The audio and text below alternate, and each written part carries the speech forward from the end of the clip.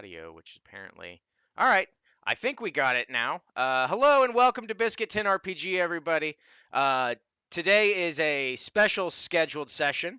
We are going to be doing a one shot for TTRPG Pickup Con. Called A Surge of Tentacles. This is going to be a playtest slash one shot that features something directly from an upcoming book that Adam and I have coming out in the very near future, actually. I'm excited to tell everyone, as now that we've got some of the artwork and everything done for it. This book's first debut is not going to come out in PDF or hardback version. It is going to come out in PDF, but it is going to be an additional add-on that you can grab by backing the Black Ballad from Storyteller's Forge, who, as you can tell from over here, is one of our sponsors, which is awesome. The people that, the real writers and everything like that, that did. Thank you, Alias. That's not how it works. um, the people that put together and did the real writing behind the Red Opera, which is a game that I run every Friday. They are putting together the Black Ballad, which is a lovely story about what happens when your party dies. This story starts where your last story ended. The heroes have died in some tragic way, and now you have to deal with the consequences of how that works in the afterlife. A very fun and inventive story that I'm glad I get to be a part of in terms of the writing team, at least in minor parts. But they are the real brain children behind it, Rick Hines and Pat Edwards. Court, who is the editing goddess of all of them, and the many other people behind the scenes. So without further ado, we're going to go ahead and bring you all into the world of First Gate. This is the debut of this entire world, and it's on its own. We'll be going through small sections. I've let everyone here know what the world's kind of about, but to bring you all up to speed, here's what you have to look forward to. The world they are about to enter is massive on a scale that is bordering on obscene. Every place, time, space, dimension can end up here for in one form or another. This is effectively a cosmic dumping ground for things that just fall out of place. Maybe you forgot your socks. They might be here. The point is this world is built on a giant jade door frame in the middle of the endless void, in the middle of which stands a sits rather, is a massive black hole that emits a slightly red hue that is the light for the city itself. The city, you can see it where no matter where you are, you can always see the top of the doorway, but no one has ever traversed and been able to find it to the bottom. Even dragons and elves don't have lifespans long enough to actually see all of the city. So there's a lot of fun with that one. So without further ado, let's go ahead and get started. Now, as I told you all, there's no direct way that we're going to bring you in here and kind of have everyone get to know each other. How we're going to start this out is you are all just entering First Gate, either by choice or accident. One of you may have found a doorway that just wasn't in the right place. And by that, I mean literally, it could have been standing in the middle of nowhere, in the middle of a desert. And you're like, what is this? You open the door, you walk through, and you find yourself in a city. Others may have had a spell go awry or used against them and shucked them off of the material plane into this new found land. Without further ado, I'm going to go ahead and put on some mood music. So let's get started.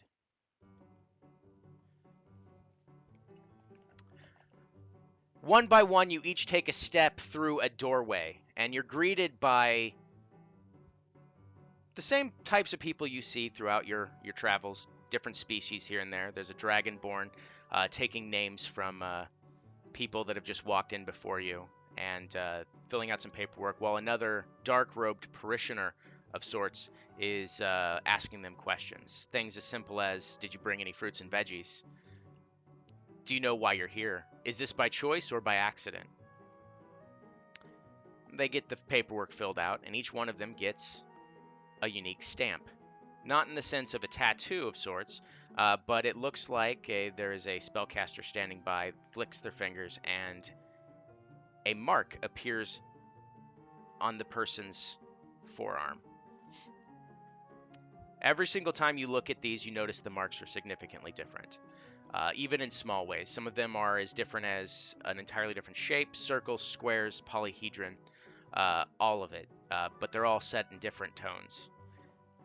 You all, kind of coming through at the exact time, are approached at the same time by an elven woman. And she walks up and says, "Hello, first-time visitors? May I get your Yes. names?"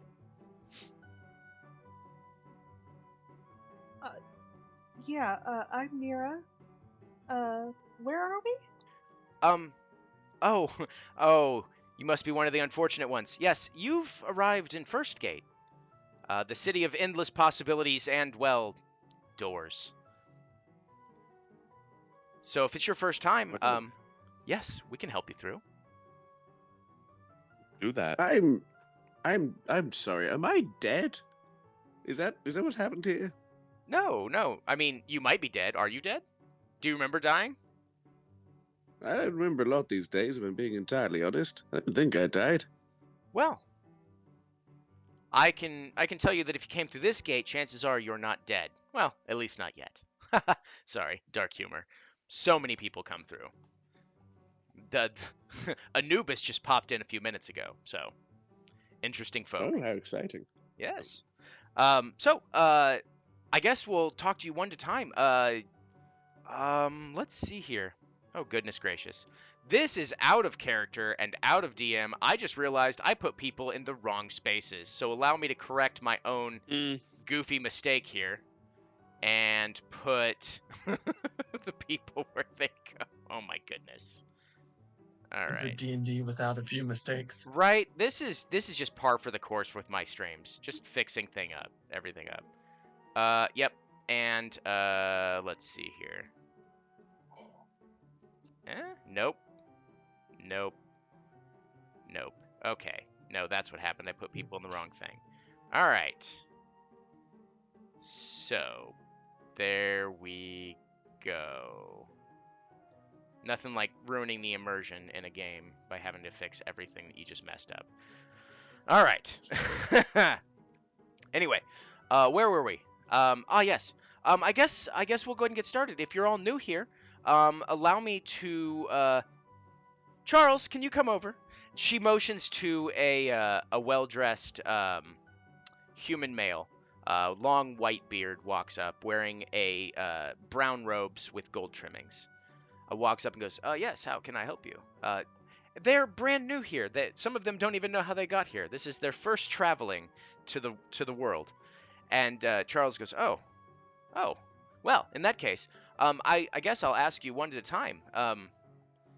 I'll start with you, Warforged. Yes.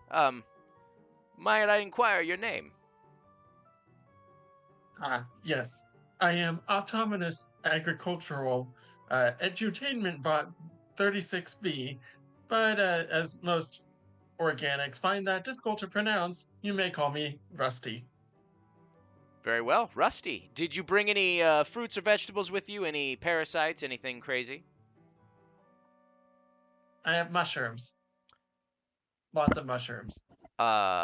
Fresh grown, organic, collected? Well, I grow them. Ah. So. I see. Your body is adorned with them. Okay, very well. Let me go ahead and take this. If you would please take a look at these rules here, I'll let you know. This is just a formality, really, and I'll go ahead and explain this to you all before I get each of your names. The first gate is a very simple place, yet complex, as you can tell. And he gestures to the city, and now you're starting to take in everything. It's not just busy here, but as you look off into the distance, there is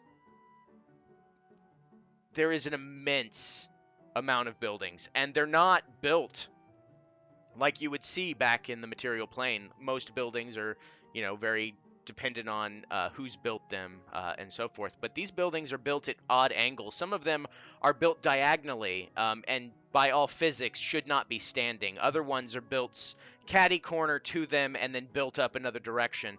And they, as you look, it looks like it goes off the side of the world. But you look over to the other side and it just seems flat. It seems just it's bending up over you, and as you look directly above you and overhead, you notice that the sky itself is, for being in the void, it is not normal. You would expect to, in any given time, see maybe a starry night, or possibly a moon or more, depending on your home plane. However, all you see in the sky is grass, flowers in one spot, and then you look over and there's a slight kind of wilt in the air, and then the next you see a raging battleground, and then 20 feet away from that you see half of a moon, like maybe a full moon, but no, it's literally a moon cut off, and then you actually see a starry night sky. In another one, you see a couple people talking. Um, Looks to be noblemen. There's peasants farming. Just the entire sky is other places. There are no stars except for very specific areas where it seems to be night somewhere else. And then as you kind of look at that, you see the city is bustling. There are people everywhere coming and going. You see people kind of walk from one thing. You see someone turn a corner, pop out, and then pop out the other direction and look confused. And then they just kind of walk the other direction and just disappear, quicker than a blink. And Charles kind of vaguely waves off and goes, I will tell you this, you may get lost the first time here. We do have some people that can help with that. Actually, depending on what we all find out, I may have something for you all to do, kind of learn the ropes, as it were. Anyway, Rusty, here's the rules. There are two basic rules in this world, and then there's the lesser ones that you all are very familiar with, stealing, etc., etc. We have courts and everything to deal with that. The guild courts generally take care of whatever it is. They work together. Very interesting and intricate system they have. However, there are two rules that must not be broken. One, murder, frowned upon. And when I say frowned upon, I mean immediate expulsion. Do you see that dark sphere emitting the red hue and glow that kind of provides the light for this land?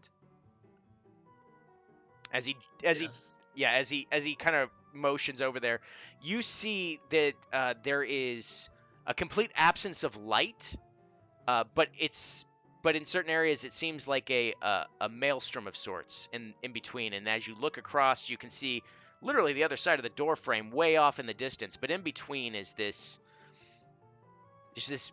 vortex of nothing and red.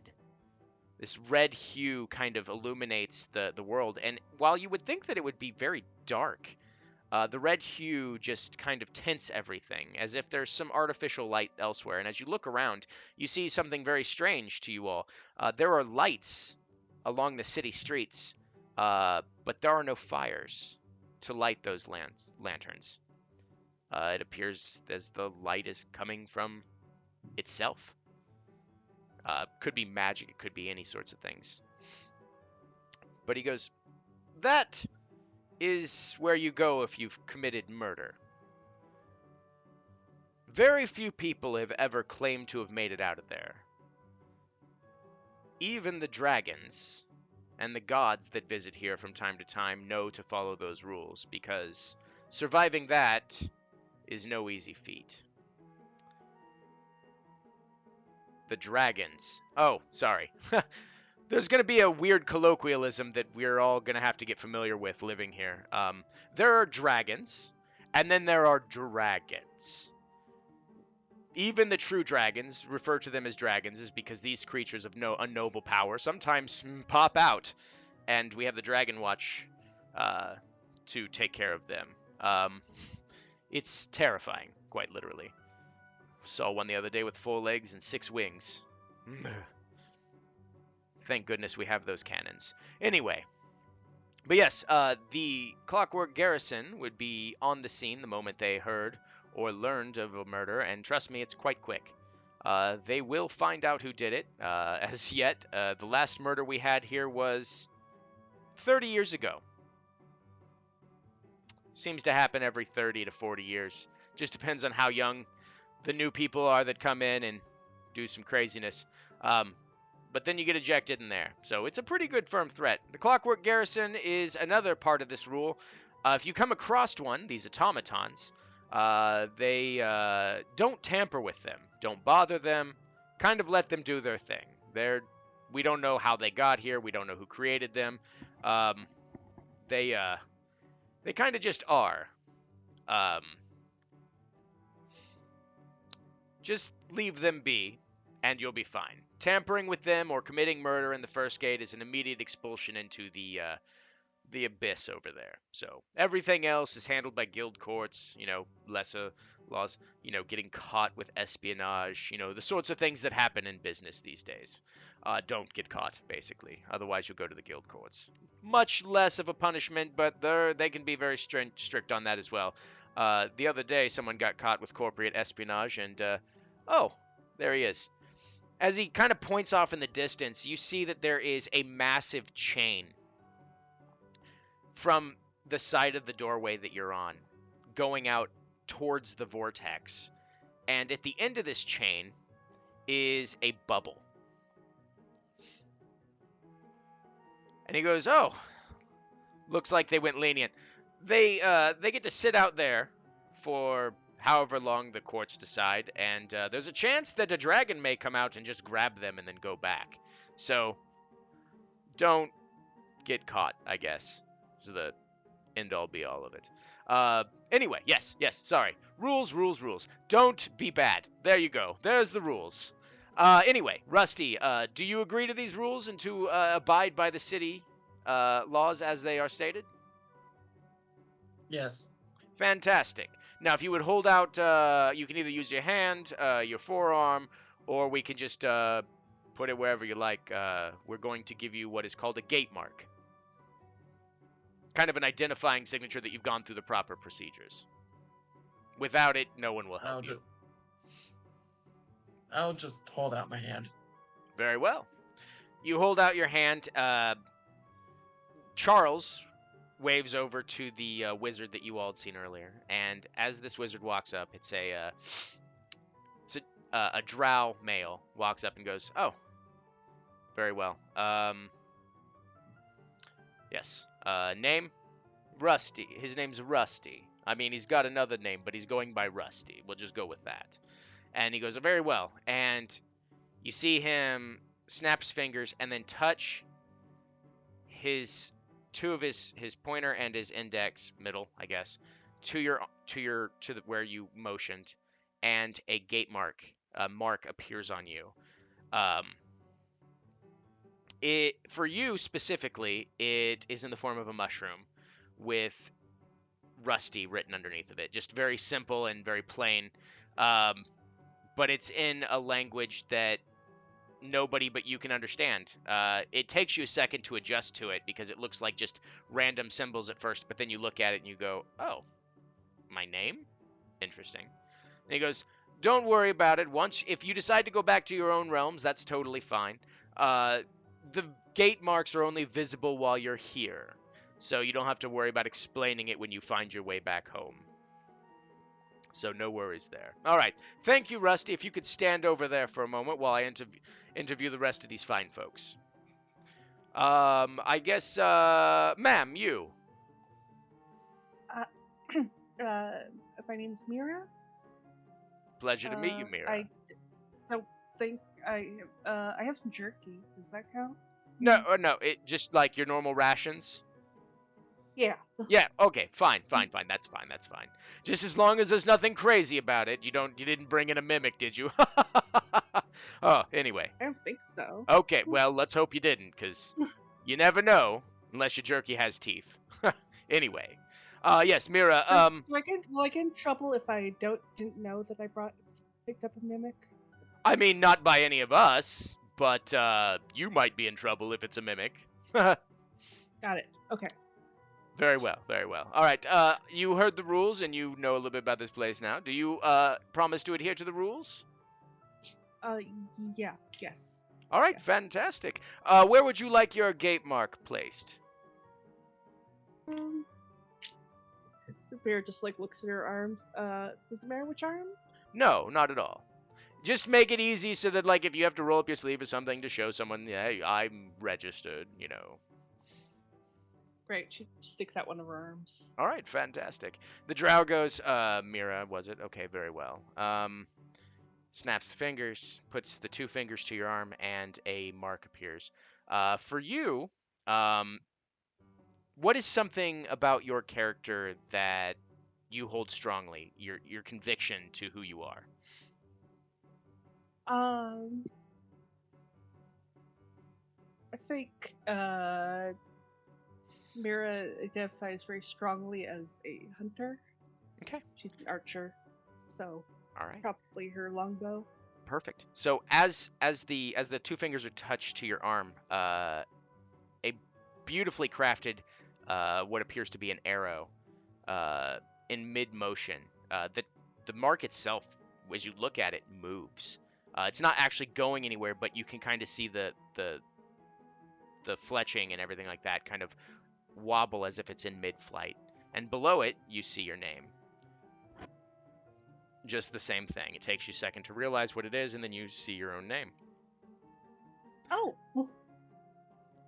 There you go. There's your gate mark. If you would go stand over there with the Warforged, we'll get with these 2, and then we'll give you next steps. she toddles off.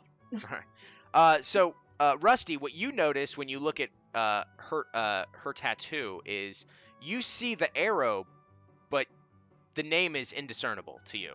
It doesn't. You can't. It can't make not hiding her hair of it. You know what her name is now because you've heard it spoken aloud, but looking at her tattoo, it's just gobbledygook. So, and the same thing for you, Mira. Looking at Rusty's, same thing. The name is indiscernible. All right. Let's see here. Human, step forward.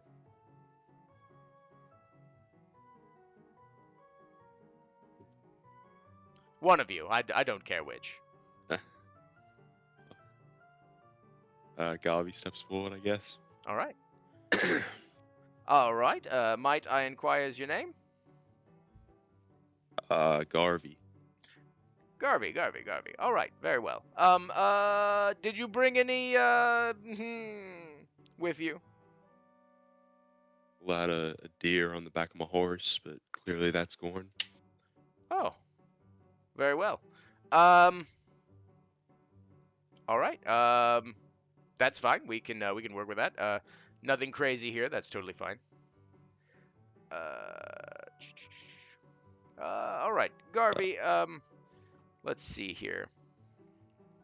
If you could, the drow snaps his fingers. It says, "Where would you like the mark?"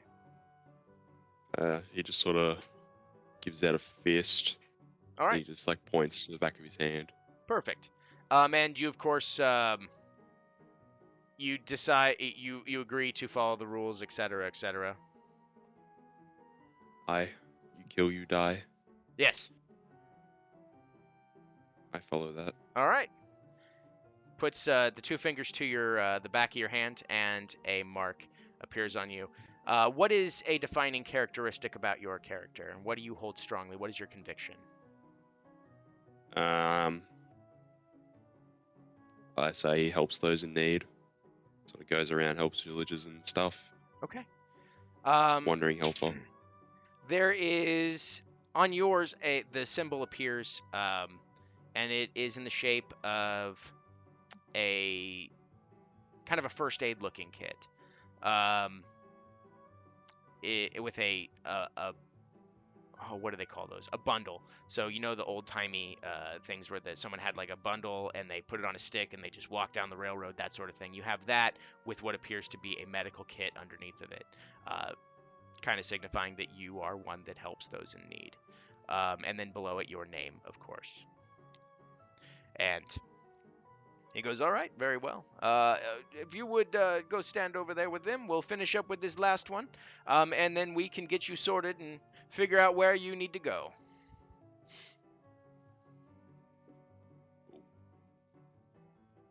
All right, and one more person. You with the pig. Ah, yes, hello. Oh yes. Oh, I see you're wizened. Perfect. And may I inquire is your name? Oh, my name's Puddles, and this is my colleague Porkins. Oh, a pig named Porkins.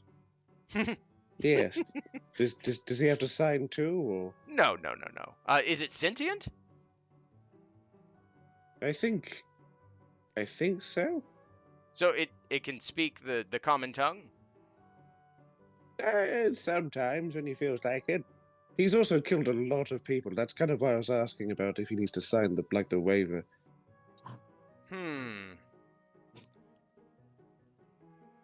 You know what? Never had this sort of a question before. The wizard just goes, I've got it. I've seen this before. All right, fine. You'll do a shared mark. You will be responsible for Porkins, if that's amenable to you. Right? Yeah, like an AA sponsor. Don't you go killing Porkins, or we're both in trouble. All right. Oh my goodness. All right. So, yes. Do you agree to follow the rules of the land, not to kill, unless, I mean, the maelstrom over there. The giant void of endless death. Absolutely. Yep, I get it. Fantastic. Where would you like your mark? I've always wanted a classy lower back tattoo, so I think I'll go for that, please. The wizard just... Oh my god. Very well. Please lift your tunic. All right, there you go, big boy. All right. He puts his fingers on your back, shakes his head. What is something you hold with conviction in your heart for your new fancy back tattoo? Murder. I think it's probably just a selfie of me and the pig. Just me and Porkins, two friends on a long trail. Fantastic. It is a portrait of yourself, and it's a lifelike one. It's just the image shifts ever so slightly. Like you get a smirk on your face, and the pig looks at you, and then gets a smirk on its face, like some sort of weirdo. And then below it is your name, although you yourself can't see it. The wizard then reaches down and says, "I'm just gonna put the other half of this mark on the pig side, if that's fine." Oh, great! Yeah, we get matching tattoos. That's even better. Yes. Puts his fingers on there, and the exact same tattoo pops up. Only this one says Porkins underneath of it. However, you can read it because it is part of your tattoo. Whether Porkins can read yours or not is still entirely up for debate. After that's done, the wizard goes, "I guess I'm done here." Oh, and he sees someone kind of wave him over, and he walks off, and he goes, "Best of luck to all of you." Bye. Goodness gracious. All right. All right. Okay. Follow me, Puddles and Porkins. Oh my goodness. All right. So you're all new here, and you're all needing to find, I'm assuming, a way home at some point. Obviously that can take a while. The doors aren't always 100% certain, so it could take a while before we can get you back to your points of origin. However, if you are so inclined and wish to learn about the city, we can definitely get you hooked up with a job. There's actually a job posting right now that they're wanting people that might be able to help investigation-wise. It's actually for the Clockwork Garrison of all things. So, I mean, get in with them, and you might have a chance of not ending up in the old dishwasher over there. Disposal, dishwasher, the dish disposal. I throw mine there when I don't want to clean them. Anyway, Is that something you all might be interested in? Perhaps. Absolutely. I'm Sure. between jobs at the moment anyway, so this sounds great. All right, fantastic. Let I me. exist to serve. I already love this scene. This is amazing. All right. So, the Charles walks over. He goes, "All right, I'm gonna go get your guide to take you to the garrison, and I'll be right back." And walks over, and he, you see him walk over to what appears to be a dormant kind of just pile of metal. Flicks it on the head, and it stands up. It appears to be some sort of very, very tiny warforged, although the light in its eyes does not really signify that it has the same type of spark that gives you your sentience in life. Um, so it might be sentient, it might not. But as soon as it stands up, it looks at Charles and kind of, yeah. All right. I got you. I can do this. All right. They want to take the job? Yes. They said they're interested. So go talk to them, Benz. And this kind of automaton of some sort walks up to you all. It's got some like rust on it on certain parts, and like kind of like one arm that's slightly bigger than the other one. Just hello. Hey. You guys are gonna take the job? All right. Cool. All right. My name is Benz. I'm the bionic erudite. What's navigational direction simulacrum. I was created by the garrison to help with relations. That's it, relations.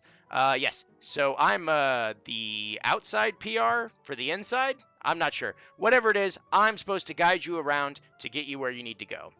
You can just call me Benz for short. Anyway, let's see here. So, is this your first time to the city? That's right. Fantastic. Fantastic. We're going to be going up towards the far side. It's not too far from here. And as you kind of look up, from where you're at, you can see the lintel, or rather the top of the door frame, and it is not only massive, it looks like it's thousands of miles away. And he goes, "Oh, it'll just take us probably about take a shortcut through there and there and there. It'll take us about a half hour. So just follow me and don't get lost. Stay with the tour guide. That's me. I'm the Benz. I will take you where you need to go. So we're gonna go through the marketplace. So if you have any shopping you want to do on the way, we can absolutely get you set up there too. Let's go ahead and go." And he just starts walking off. I am experiencing a navigational error, and he starts following. I just have immense anxiety, but let's just go. All right, so I Just assume. lost. Amen, my guy. So as you're I walking, think this is a lot. Oh, this a is lot. I honestly think, let's take a step back. I think we're all being very calm here. There's a lot going on right now, and I think I we're don't all know taking it where with a it stride. is. I might be in shock. How do you tell if you're in shock? What? the Benz turns Are around and you goes, alive? Oh, I know what it is. You're all experiencing panics. Panics is a common syndrome. You get so overwhelmed. Panics is short for people acting normally in crazy situations. So, yeah, it's fine. We see it a lot. Here, have a mushroom. It may funny help words, calm little your man. panics. Oh, Oh. thank you. Keep those away from Porkins. Yeah. No, definitely don't give that one to Porkins. You're a carnivore. Hey, look, he kills for fun, not for food. Oh. Same. No, it's just wildly. I am annoying filled mushroom. with concern. He edges away from the pig.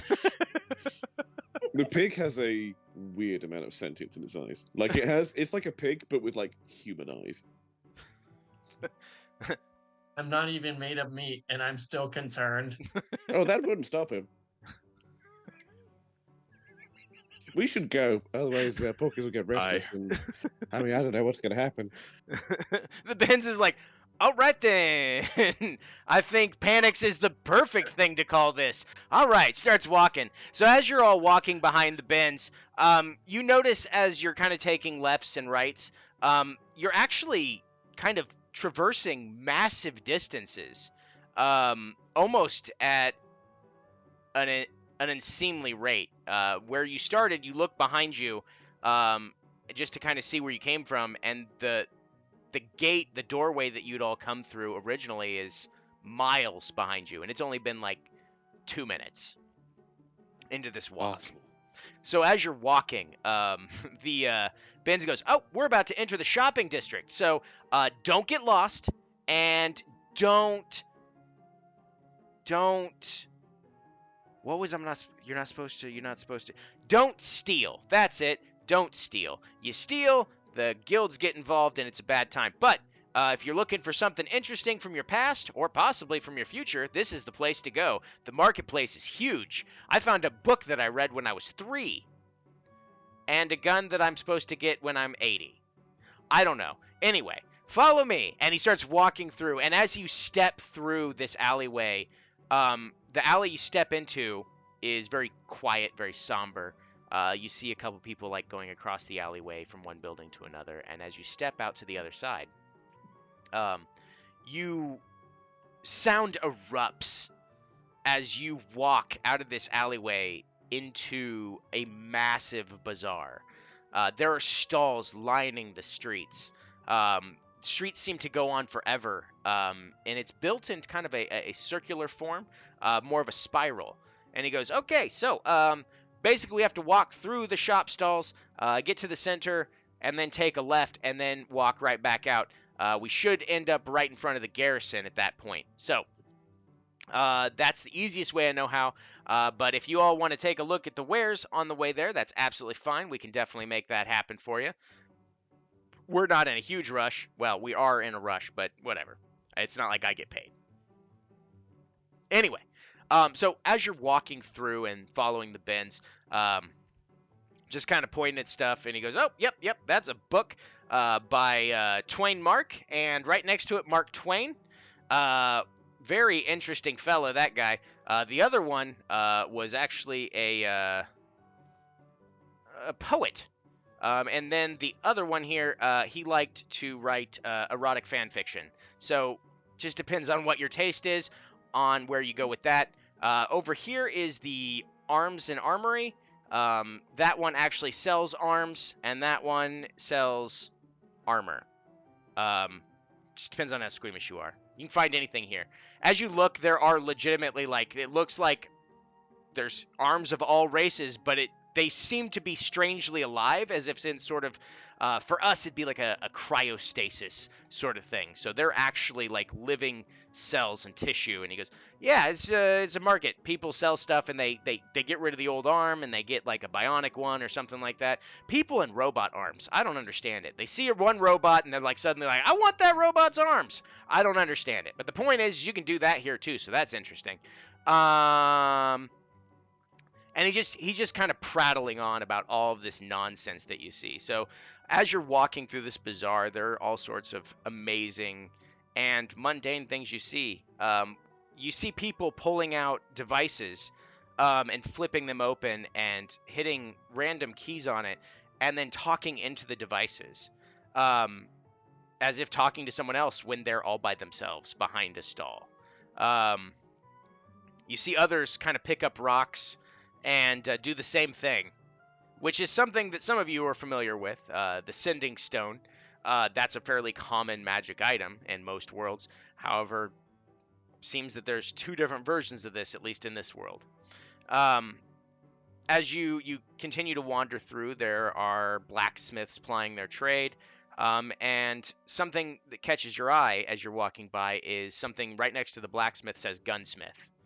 And you see a gnome kind of standing behind there and going, "Come on up, come on, try out one of our new blasters. It's gonna knock the socks off of the bad guy that tries to stop you in your tracks." Benz goes, Murder is forbidden, but they still sell weapons. Hey, you got to I protect am yourself. confused. You got to protect yourself. Plus, not everyone comes here to buy weapons and stay. Some people buy weapons and go home. Come on, step on up, friend. You look like a fun guy. What is that? What, this? What are Rusty will those? step up. What is that? This is That is like the one way to get his attention is to make a mushroom-based pun. It is literally coded into him. Anyway, no, well, we got all sorts. So I got stuff that is pretty typical. I got this Desert Eagle here. I got a musket. And then as you're looking at these are all timepieces. So from our actual history, you see like the old-timey like single-shot muskets that you would have seen in like the War of Independence for if you're American, or just anything in general. And then you see a standard like 9mm a Desert Eagle on one side, and then you see what appears to be the same shape of weapon. However, it's got more rounded edges. And he goes, and this baby right here, this one fell through the gate the other day, and I figured out how it worked. You need voltaic stones. It runs on electricity. It's the instruction manual that I found before I found this said something about a handrail. Not to be confused with a rail that you put your hand on. No, this is a hand. It's a hand RG. It's a handheld railgun, is what they call it. It uses magnets, I guess, and fires a metal rod. Interesting. And this one fires light, so that's fun. So, you want to try one out? Absolutely. Rusty picks up the railgun and goes, I am familiar with this concept, but on my world, we use mushrooms instead of magnets. We have a whole technology based on fungi-powered machinery. Wow. You know what? I'm gonna need your credentials. I'm gonna track you down later. I'm gonna go to your world. That sounds like fun. Anyway, yes. Don't. He hands him a mushroom. Look on the underside. It looks on the other side. What's Those are coordinates. Oh, thank you. Awesome. And he sets it off to the side. He pulls out one of the devices that people have been using to talk, and presses a button, and a flash comes out the other end. And he goes, perfect. Thank you. Just in case that kind of goes away and I forget about it, I have a picture. And he just puts it back in his pocket. And he goes, anyway, so if you want to, and he kind of points behind him. He's like, I got like a range here. If you want to fire that off down that direction, you can test it out. If you're any good with it, that's fine. I believe you were given some credits when you came in. I don't know, actually. Poor kids. Are you keeping charge of the money? Or whatever. I still don't know what that means. The Benz turns around and goes, oh, shoot, that's right. Charles told me to give you these. And he walks over and he touches each one of your gate marks. He goes, except for you, and he looks at you, Puddles, and goes, where's your gate mark? Everyone else. Oh, right, yeah, no, hang on. There you go. Hey, there it is. Right there. All right. Classy. Touches your gate mark, and you instinctually, through the gate mark, know that you now officially have 500 gate shards, which is the currency in this realm, the equivalent of 4 gold. The most money I've ever had. Well, yep, that's been Or- done. So, Wait. yep, go ahead. I was just going to ask if any of these can someone with a lack of thumbs use any of these, perhaps? Any trotter-based firing mechanisms on any of these weapons? Well, Asking for a friend. I mean, I've got this experimental one I've been working on, but I don't know if I don't know if it'll work. It's thought powered. Oh, that might be too far the other way. I mean, we can try it. Okay. Give me a few minutes to demonstrate these to these fine gentlemen in front of me here, and we'll work on you in just a second. All right. And he looks at Garvey and Rusty and goes, "All right, Rusty, go ahead and fire that down that lane right there." Okay. Commencing firing. I'm gonna need you to roll an I think- intelligence check to see if you know exactly how that works, Okay. because no one's While asked. this is happening, Mira is just like looking very suspiciously at these. Like, I think my What? modifier for intelligence was +1, so that's a 17. Okay. So we'll get to you in just a second, Rusty. Mira, what was that? she's just looking very suspiciously at these. Like, I don't understand. She's just like holding up her longbow and then like holding up like a smaller handgun and going, I don't understand. Why, when you have this, would you need this? Oh, so like right as you're questioning that, Rusty, you actually find the firing mechanism. So I need you to roll without proficiency to try to hit the target at the end of the railway, which I believe you only have a +2 or +3 right now. Probably +2. Rusty has wandered Sorry. off. Rusty wanders off No, to fire these, the gun. No, these dice are too tiny, so I'm getting one of my bigger ones.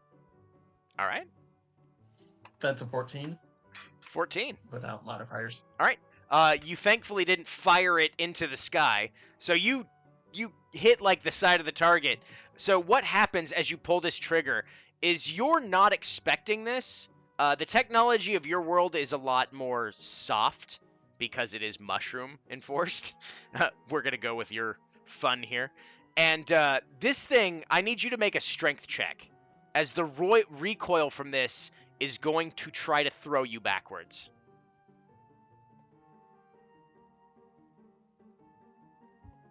That's a 5. So what happens is, as you're like, oh, trigger. You pull the trigger. This rail launches off. This metal bar launches into the other side, explodes the absolute crap out of the side of this target at the other end, and you fly backwards 3 feet, landing on your butt from the force that this thing throws through you. Oh, crap. The recoil thing. Yeah. I'm gonna go ahead and take that back. You don't. That's dangerous. Here you go. And he puts it back, and he goes, "Good shot, though. Nice." You kind of looks at your hand.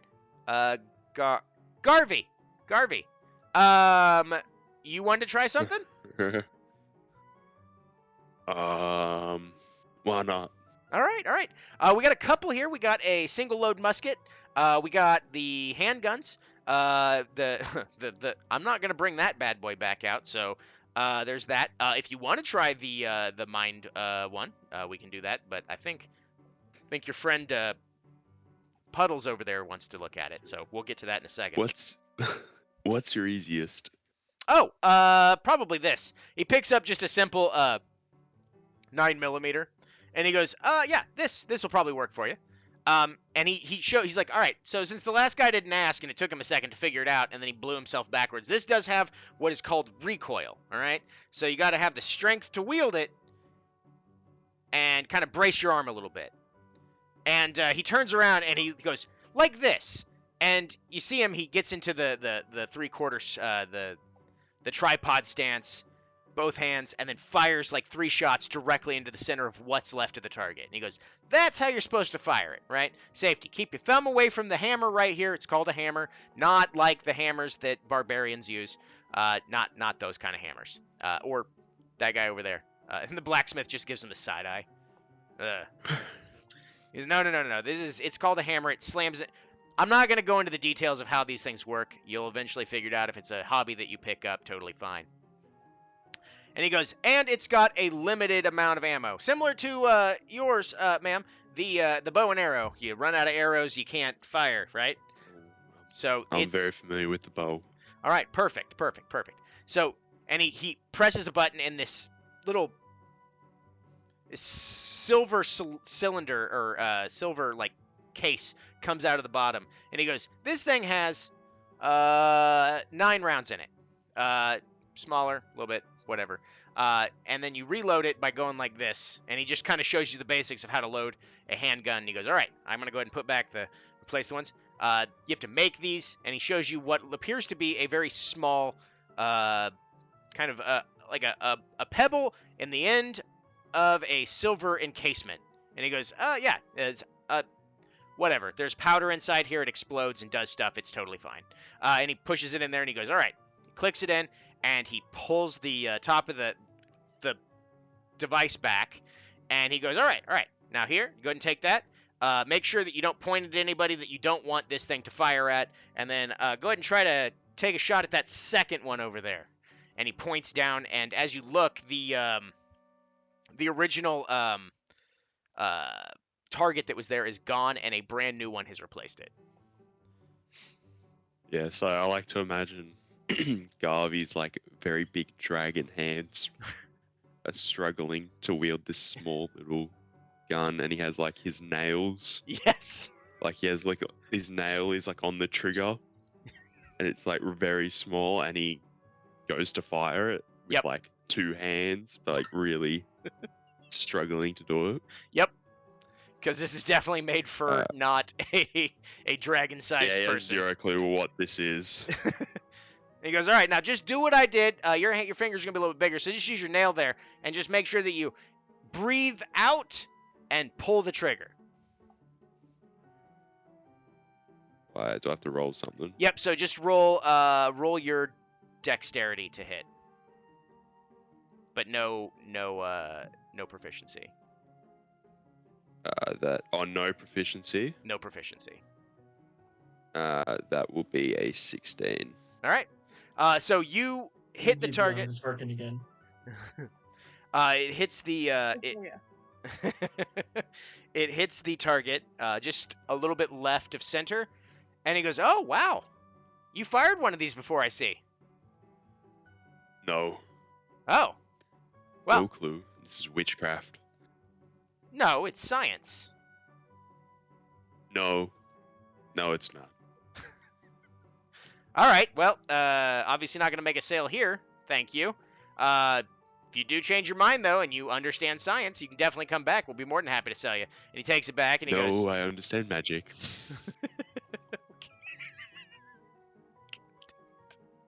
And he goes, all right, you, Puddles, was it? And Porkins, you wanted to try out the mind one? Oh. All right. So, this is interesting. Okay, so, this is this wraps around your arm, and all you got to do is hold it out, and he kind of reaches up and he puts these diodes, effectively like weird little like suction cups on the side of your head right here. And he goes, okay, there's that. And then all you're going to do is you're going to lift your hand, and you're going to point wherever you want it to go, and then you're going to think real hard at it. And go ahead and take a shot down there. Puddles immediately takes off the diode and puts it on Porkins. I was like, right, Porkins, be my eyes, and just kind of aims down range. The gnome is very confused and slightly concerned and steps out of the way. I've never seen this before. I don't think like hurting things, but Porkins loves it, so he does all the violent stuff for me. Understood. Yeah, so, I guess, Porkins, think at the target? Just looks at this pig confused, like, I don't understand what is happening. There's definitely an unsettling grin on the pig's face now. So I guess I'm gonna roll a percentile here to see if the pig. I guess does the pig actually have an intelligence, or is it just a normal pig that's just weird? Oh, he's my animal companion. He has a full stat block. Go ahead and roll an intelligence check for Porkins. Coming in hot with that -1, baby.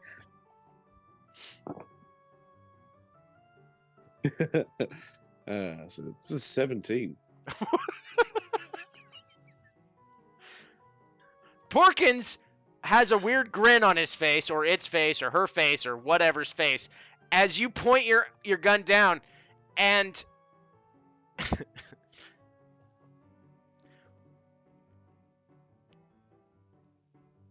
it slams directly into, and what I can only describe is a beam of light fires out of the end of your arm and slams into the target, exploding it. And the gnome just kind of goes,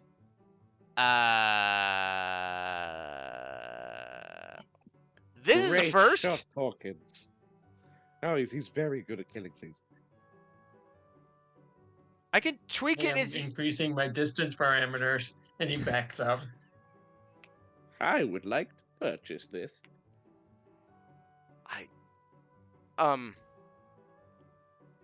Okay, all right, it's gonna be 350 gate shards. Marvelous. Okay, go then, Porkins. Pay the man. Porkins walks up to the guy, I guess, and he holds down a scanner and scans the gate mark on the side of Porkins, and he goes, I don't understand.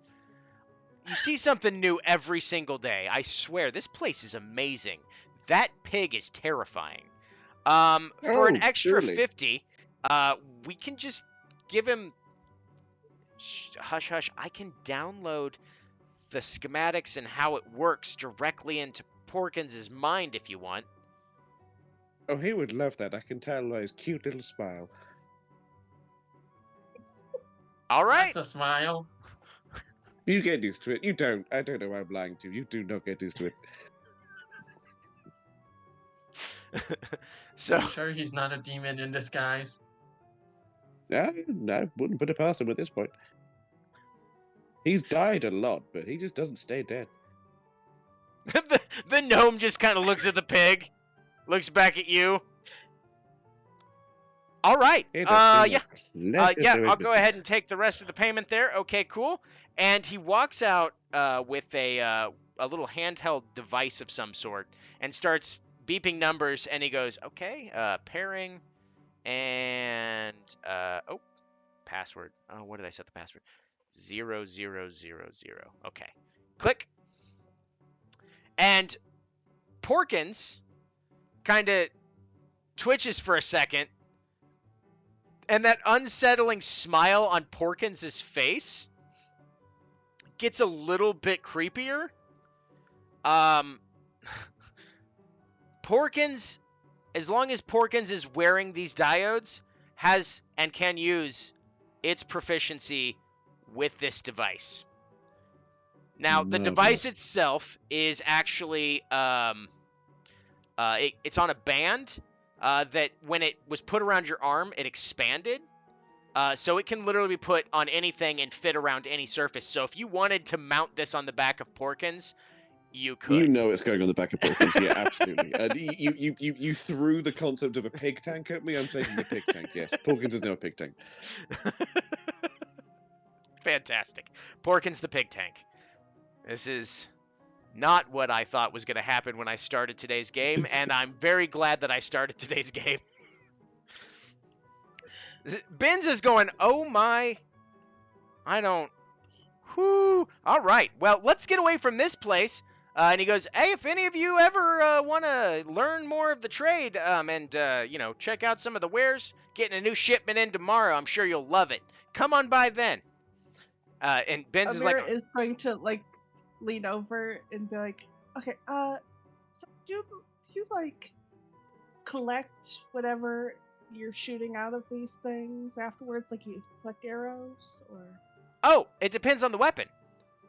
So this one that Oh. the large dragon fella fired, those you have to kind of, if you find them again, sometimes they shatter into pieces and it causes a whole bunch of ouchie, right? But if you find them again, you can remold them and then you can put them in, and you have to find the powder. It's a thing. It's kind of like making arrows, but a little bit more involved.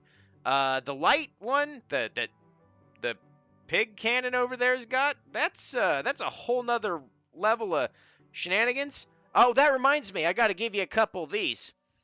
And he hands you, um, Puddles, two stones that give off a weird sort of like magic energy. And he goes, these are called voltaic stones. They come with a charge, and that's what charges that up. It runs on electricity, but it's a little bit harder to find that sort of electricity in this place unless it falls through the cracks, and we haven't had that in a while, so I found a way to rig this up. So all you got to do is just make sure that this is within 10 feet of Porkins there, and the gun will work as necessary. So here's a couple of them. These will give you... Let me see, with that shot, with the settings that it's at, about 10 shots apiece, and then they have to be recharged, which you can do with magic. Or you can bring them back to me and I can trade them out for a fee. Oh, very kind. Thank you. Of course. Anyway, yeah, so that's basically an unlimited supply. You don't have to have arrows or anything. It just fires. You just have to have the power source. The rail one, yeah, that, as long as it doesn't hit, I don't know, something stronger than the rod itself, yeah, you can go collect that again. I don't know. Seems like a lot of complication for something so simple. Well, Just shoot things. Magic. Yeah. I know, but like, So complicated. there's magic and then there's whatever this is. This is magic. I don't know. Mhm. I've seen this before. Comes out of the hands. all right. Benz goes, all right, you guys ready to go? We can make it there in about 5 minutes. Good. All right, Convenient. fantastic. All right, follow me. Starts walking through. You start seeing different stalls. There's foods vendors and everything like that. You see foods that you're used to, but then you see like some very strange cuisines. There are, depending on your region or the regions that you have in your home worlds, there's everything from something as simple as, your standard fare of just the American burger, all the way up to things like pad thai, and then some weirder things that just look like creatures you haven't seen before in a stew. It's like tentacle soup with an inky kind of slightly moving texture to it, even though no one's stirring the bowl. But you find everything, and everything actually smells fantastic. You walk through there, you walk past some curious bookshops. There's books that you remember your parents reading to you as wee little ones, and then there's books that you've never even heard of, or even the names don't make sense. Some of them are written backwards on the cover, as if they were done that way on purpose. And you start walking. First law of robotics. Fascinating. Yes. Hey, I've been looking for this one. Oh, do you want to buy a book? Ugh. You know, it's the worst. Sometimes you give a bunch of stuff to charity, and then you accidentally gave away your favorite childhood book, and then you never find it again. It's dear. terrible. I wouldn't know. I can't read. Oh, Well, I read. well, this is awkward. Sorry. It's okay. I don't have hurt feelings about it. It's just a thing. I don't need to. I understand. Good. I mean, I'm sure I understand things yeah. that you couldn't even comprehend, so that's fine. Probably. Ah, well, You comprehend the Anyway, power yeah, of I'd the love to buy this mushrooms. book. Mhm. no, I don't comprehend the power of mushrooms. I comprehend that there is a mushroom, not that the power of it. But yeah, if you wanna, there's a kindly halfling that walks up and goes, "Oh, would you like to buy a book?" Yes. This one, she here holds up the book that she Oh, was looking at. oh, we just got that in the other day. Fell through a time rift. Oh, Okay, yeah. And that one will be, it's got writing in it. It can't sell it for full price. It's got writing. It's been used. It's been well worn. So, I don't know. One gate shard, please. okay. Here. Whatever it is. Yep. That's what I do. What I do. She just holds out her hand. She holds out her hand and touches your gate mark. She goes, "Okay, thank you. Have a wonderful day." Now, as you're looking at this book, something about it seems familiar. And this curiosity gets the better of you, and you open it up, and you see a scribbling that you did in this book when you were a child.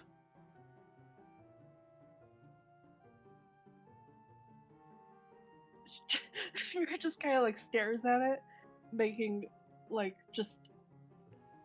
They're not. She's not really saying words. She's just kind of making noises, like she doesn't know what to do. Think my language Okay. system is glitching. Do you require assistance? No. I think this is fine. This is fine. This is probably fine. Oh, did you experience it? It happens so infrequently, but more often than you'd think. Sometimes someone comes here and finds something that used to belong to them a long time ago. That's awesome. I've always wanted to see it firsthand. I've only ever heard the stories. Now I can go brag to my buddies about it. The other Bens are going to be so jealous. He goes, "All right, let's go." He starts walking. If any of you have seen Futurama, that's basically how the Bens walks. Just with the hands flailing and just being like, "It's a good time." How many And bins are there? how many Bens are there? There's a lot of us. Sometimes we have to defend ourselves and we mold into one and we turn into one of the guards. But I'm not supposed to say that. Oh well, doesn't matter. Starts walking I'm again. just Don't- asking you because don't I'm tell the anyone you stole 68th that. version of the agricultural bot. I'm the first version of the Bens. I don't think Oh. there's another version. At least I wasn't programmed to know if there was. I think it would just cause weird questions like, what is life and why are we here? I don't have time for that. And he starts walking again. They did program me with Strange, those man. questions, but they provided the answer of mushrooms. I'm still trying to figure out what that means.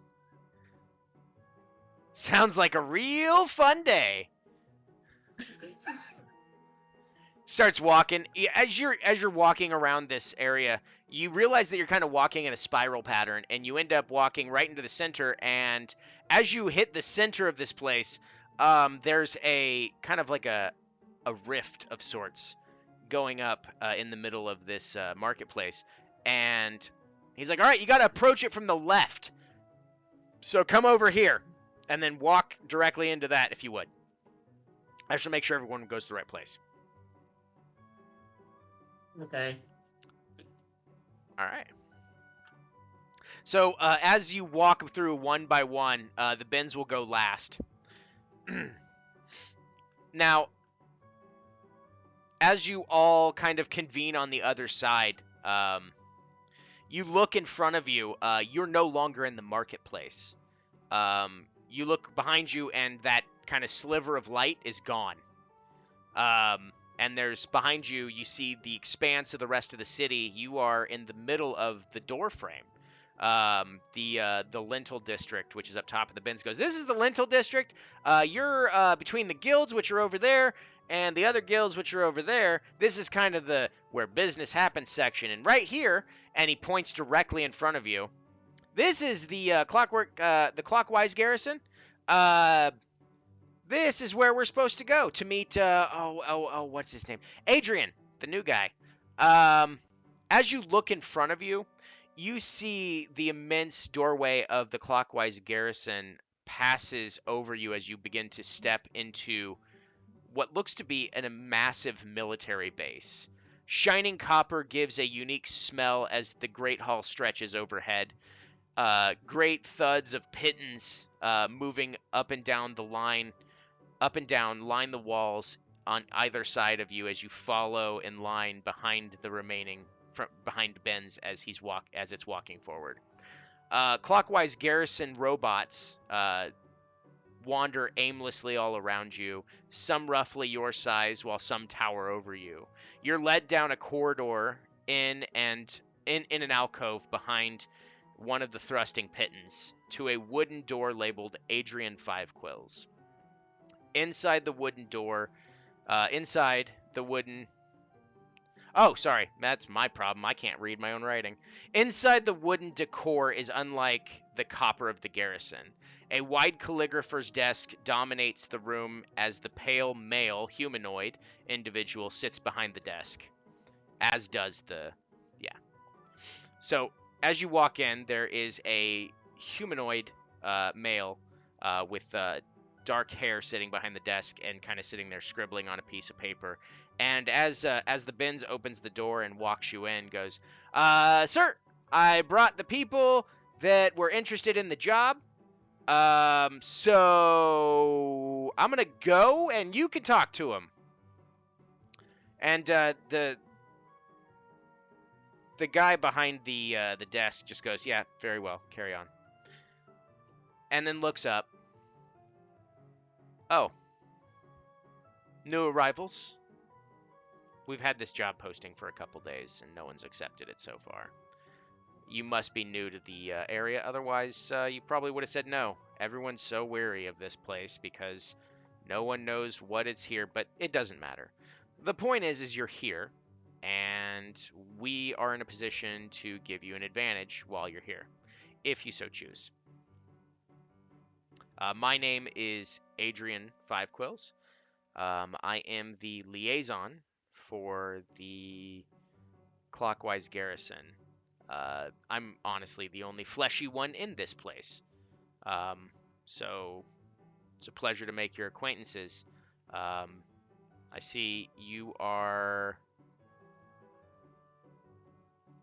Kind of tilts his head to the side, and you all kind of hear this unintelligible kind of like droning chatter, kind of for just a second, and he goes, Rusty, Mira, Puddles, Garvey, Porkins? That's right. Interesting. I've never seen someone do a shared gate tattoo. Not in a long time. Not since that. Oh man, I don't want to talk about him. Anyway, thank you all for accepting. I need someone to help me find someone. The man in question is named Misal Lithke. He's an informant working on behalf of us here at the Clockwise Garrison, and he's gone missing.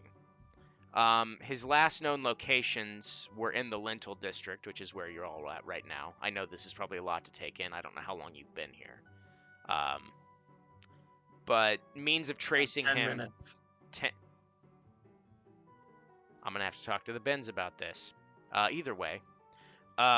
In that case, absolutely thank you for coming. You just got here. You're probably suffering... what do they call it? Culture shock? Panics, I think is what they're calling it. Is Ben's trying to get that thing to catch on? I swear. You see him scribble It is pretty onto... catchy. You see him scribble on a piece of paper. If you want to see what he's writing, you can roll a perception check. Sure. Oh, I have +5 to perception. 18. All right. As it takes 5 million years to roll this dice. Yeah, I got a whole 6. All right. I got 22. All right. Mira just gets distracted by whatever Penny's using. Puddles, you gonna roll, or are you gonna just let it fly? I think Puddle's eyes are going in slightly different directions. Okay. So Rusty and Garvey, you both see him write on a piece of paper, tell Jeff to stop messing with the bins. Anyway, I'll deal with that later. That psychopath needs to leave people alone sometimes. Anyway, yes, so we're looking for a Mr. Lithke. His last known locations, of course, were here in the Lentil District, and means of tracing him are impossible as his gate mark cannot be found. That's another thing that I don't know if you're all aware of. The gate marks make it easier to track you, especially considering how massive the city is. It's more of a boon than anything. So, just a heads up in case they didn't explain that to you. It's not like we do it all the time. We don't have time for that. There's not enough people power for that. But since we can't find his gate mark, the chances of finding him are next to impossible in this city, as you've probably begun to at least grasp. We were just recruiting people that potentially had the skills that were necessary, and I guess whoever walked you through the gate decided that you were the type of people that would be willing to help. So I appreciate you all for doing that. What I will tell you this, you'll be paid handsomely. You'll be rewarded, and as a special gift, we'll give you a token favor from the garrison itself that may be potentially useful in your future endeavors while you stay here in the gate. So if that's amenable to you, I can give you the information on where to start. Do that. Okay. Sounds a plan. Sounds more interesting than my previous job. Well, good. I'm glad. I mean, I didn't have anything else going on. So, I do especially appreciate. because I don't know especially because I don't know what all to do here. So, Well, you know. through the investigation, I'm sure that you'll find interesting places that you'll have a blast touring later on. So it's a good way to learn the city at the very least. I can tell you that. So, I can tell you this, that Misal Lithke is one of a handful of liaison operatives that works with the garrison alongside myself. Your best chance of finding him is looking in areas in places that involve the work and skyline inspection and scientific study of the creatures that live beyond the void, which I'm sure you have been informed the dragons. There's a couple places I would recommend, honestly, the Dragon Watch station as the first place to figure out, see if you can find him. His office is located there. So I can dispatch. I can send you with the Benz. The Benz knows where to take you. Or I can let you travel with one of the Misguided League. Which would you prefer? What is a misguided league?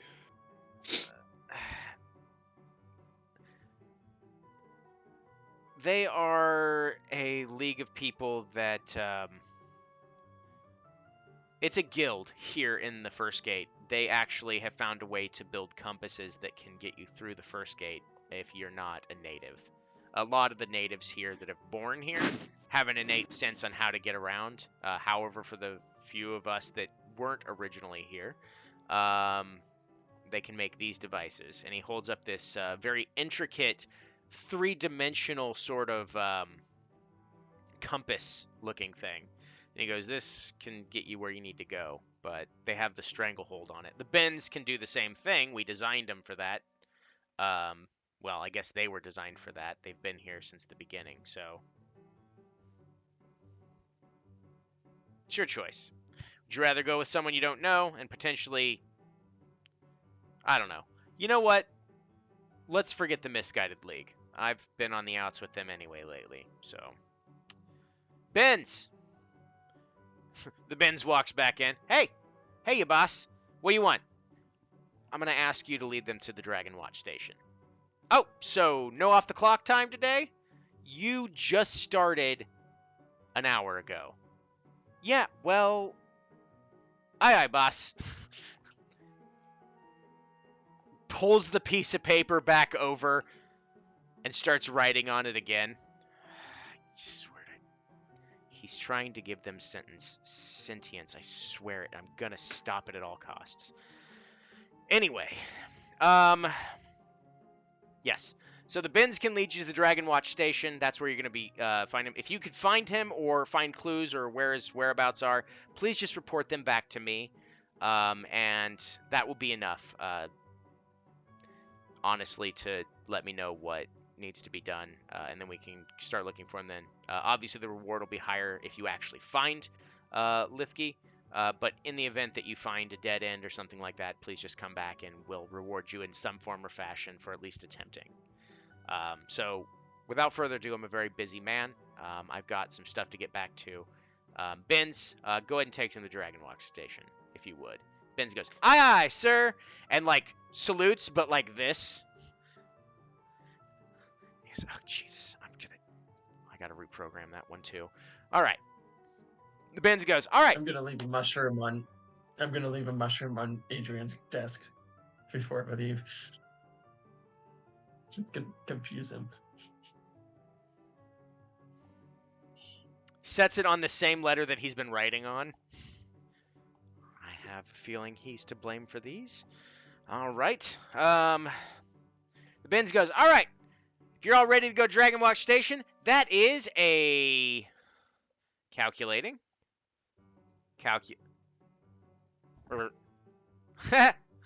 Tacos. No, 5 minutes.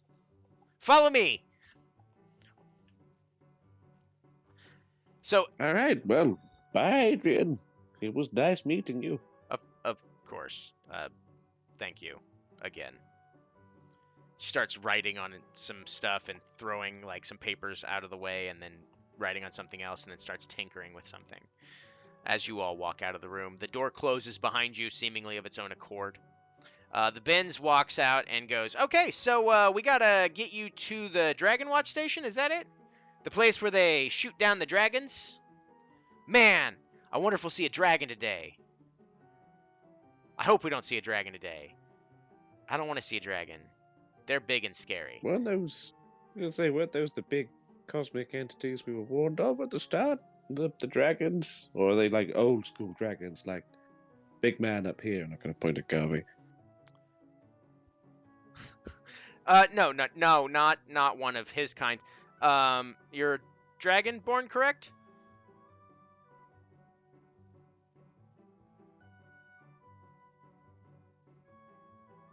Garvey? Did you lose him? Uh-oh. Oh, sorry. No worries. I was talking to someone. Sorry, what's going on, guys? He goes, you're a dragonborn, correct? All right, perfect. Yeah, not one of his people. And not one of his heritage or ancestors or any of that. No, these things are weird. With the H before the W and a word that doesn't have an H in it to begin with. Never thought of that before. What? No, the dragons. The dragons. We're going to the Dragon Watch station. So, we're going to go to the Dragon Watch station so you can... why are we going to the Dragon Watch station? He's just walking you along the way, just asking questions. We have to find someone. Oh. Help those in need. Oh. All right. Okay. So, the Benz leads you all to the Dragon Watch station, which is the home. And he explains it's the home of the collective that keeps sentinel over the skies. The Dragon Watch do their utmost to ensure that no dragons, and I say dragons like this, attack the city. They have a 95% success rate in preventing dragon attacks. Many of the people within First Gate hear this statistic and say anything less than 100% is like a carriage with fewer than 100% of its wheels. That sounds pretty fair. Jeff, can you write down the name of the person we're supposed to be looking for, just so we can? Oh, yeah. remember? Yeah, I'll put it in Yeah, here. it was a hell of a name. Here you go. It's in the Discord. Thanks. Beautiful. I think the A and the U are transposed, so that's my fault. But as you get walked in, he leads you into the main visitor area, where you are greeted by a human female, roughly in her early 20s, with chalky white skin, dark hair, and black twin tails. She walks up and goes, "Hello, my name is Moxon. May I help you?" Yes, we are looking for. Immediately forgets what you wrote down. Musa Lithki? Oh, Something like that. yes, him. He's way nerdier than most of the people that work here, but he's an okay guy. You can inspect his workshop if you need to. I haven't seen him in a few days. Why are you here? There was a job that no one wanted to take to find him. Oh, Also, we're new here, so we didn't know better. very well. Well, if you're looking for him, I haven't seen him. I know he's not here, but if you want to check in his office, you can do that. Or if you want to speak to the commander, they might know something. Well, Rusty is going to go to the office. But Sounds like a good place to start. Okay. Yeah, we I should agree. we should probably stick together as well.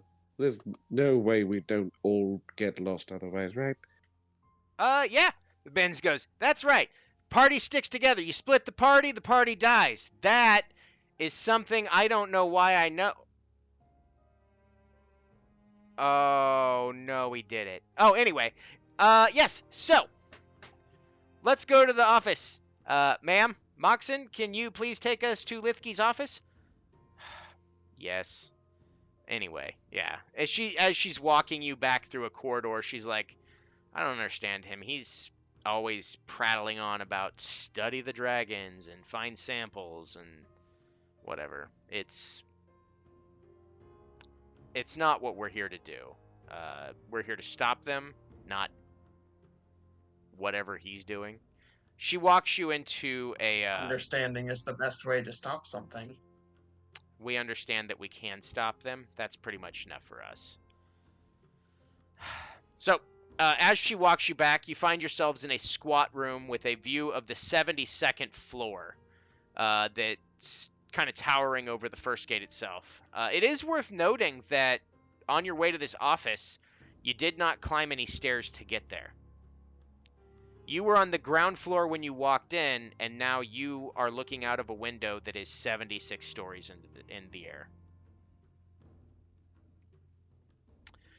The I hundreds feel of like my logic circuits are going to have a meltdown. I feel like I'm slowly getting used to this place. And after a certain while, you just kind of expect the bullshit, and then you just kind of get used to it. Like, I'll turn around and whenever be a goldfish in a minute, I will not even be remotely surprised. Oh, I hope I don't turn into a goldfish. That sounds like some organic logic. I do not understand organic logic. Look, man, Mushrooms, organic? I understand what he's saying. Mushroom guy. That's right. Us non-organics got to stick together, right? All right, just going to leave me hanging. Cool. As you're looking out over the tops of all the buildings, you see there are hundreds of rooftops that are scattered in different architecture styles, and the immense tall columns of smoke from the clockwise garrison in the center of the clockwise garrison, which is about a mile down the road now, and it only took you 5 minutes to get here. Pretty interesting, at a walking pace.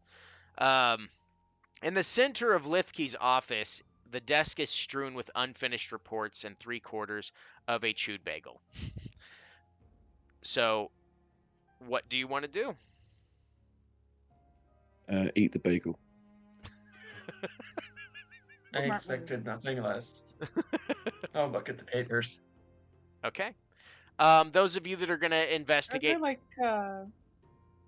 there like drawers and stuff yeah, on yeah. the desk that we can There's see? there's drawers, there's papers all over the place. It's just it's a small office that looks like it could have used a housekeeping call by someone who knew what organization was, and unfortunately, it has not happened.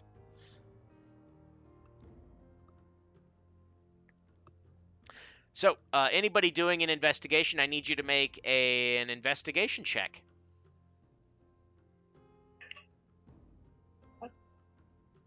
Let me just slowly watch this die float across the screen.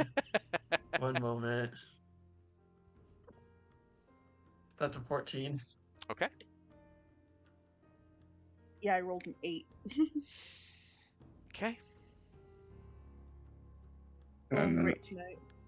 I got a 9 Fantastic. on my bagel investigation. All right. Tastes What kind of good. bagel is it?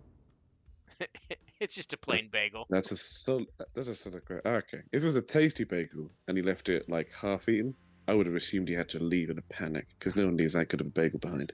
No, it was not a space bagel. All right.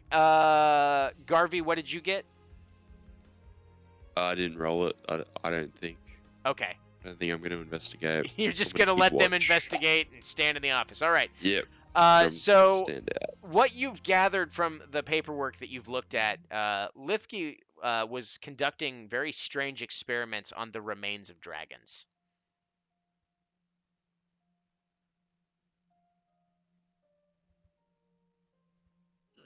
Is that quotation mark dragons or actual dragons? Because that's very different consequences. Quotation mark dragons. Dragons. That's I feel what like all they of you need to learned. update their terminology. I mean that's alarming, right? He's performing. Was he performing experiments, or he was researching them on dragon bits? Is that right? The paperwork that you look through shows that he's got notes on conducting experiments on remains that were left over from previous dragon attacks. Ooh. The bends. Do you know? Do they store dragon bits somewhere? Like the bits that fall off after they shoot them? No. My understanding is they throw them into the void. Kind of a send them back where they came from sort of deal. That is a shame. Why? You trying to get some dragon parts? Sorry, no offense to you, guy. I don't know. I'd like to keep all my parts. Also, for context, Puddles is a kobold as well, so I just look like a 2-foot mini-me Oh. version of Garvey. Fantastic. I knew I should have asked questions at the front, but now we're gonna learn the characteristics of everyone. So I'm gonna go ahead. We're gonna take a pause here for a second. I need you all to tell me what the hell you are. I understand that one of you is a warforged covered in mushrooms. One of you is a dragonborn. What type of dragonborn are you? I am a Ravenite Dragonborn and a gold one. All right, fantastic. Big gold dragon samurai man. Nice. Mira, what are you? Mira is a wood elf, and she is an arcane archer fighter. Fantastic. And Puddles, you said you are a kobold? Yeah, just a little grey kobold. He's probably like, I don't know, white at some point, but he's just this little old grey kobold. Worth noting that both him and Porkins, who is bigger than me, are both dressed like Indiana Jones. I wish I would have started with this. But I'm glad this happened now. Oh my god. All right. Oh, fantastic. We killed our GM. No. And you win the game. I'm dead. All right. We did it. We beat D&D. All right. So that is all you're able to discern from the notes that were here is that somehow Lithke was performing experiments on the remains of dragons, and that the Benz has stated that all remains are supposed to be sent back through the void. So it's interesting that these are here. So I'm going to guess that he has some sort of secret warehouse or base that he's doing these experiments at. Because he's not supposed to have them, because I think that would cause lowercase panic in everybody, because everybody's terrified of these dragons. Can This for sure screams secret lair, right? Sorry, Griffin. just because this would be the first thing Mira would think of, can she, like, I don't know, look for secret compartments? Or, like, I don't know, does he have a trapdoor somewhere to a secret lair? If there's a waterfall, look behind it. No, there's surprisingly enough, everything is on the thing, and since you were pondering out loud what you thought, Rusty, you actually do kind of think about it, and you're like, wait, building something experiment, and you kind of like run back, you kind of I guess totter back over to one of the papers, and you pick it up, and you look at it, and you see that there is he was interested in making traps to contain live dragons, and has in fact placed a large order of transparent aluminum casing from the Clear Materials Guild.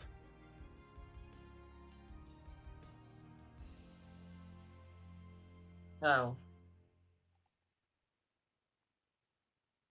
I mean, that sounds like it might be a lead. We could always chase them down at the guild. Perhaps ask if he told them where to deliver it or something.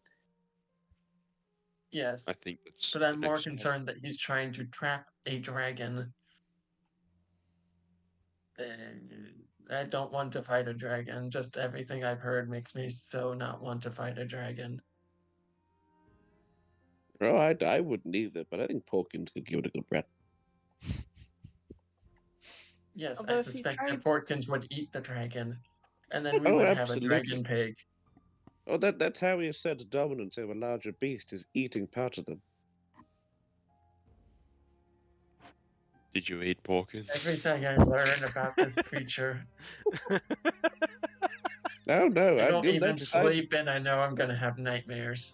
I'm missing two of the fingers on my left hand. If anything, Porkins is eating me. I know who's boss in this relationship. I do the talking. There's a happy squeal from behind you. Oh, yeah, there he goes. He makes that noise when the concept of killing enters his brain. I am establishing a parameter of 20 meters from this pig, effective immediately. It's fine. Look, he's really allergic to mushrooms, so out of anyone, you're fine. Rusty, could I borrow some of your mushrooms? Yes. He That's- fucks them that's off of his actually- head and like his arms and hands them over. Actually, wait a second. This is because I just remembered I have this.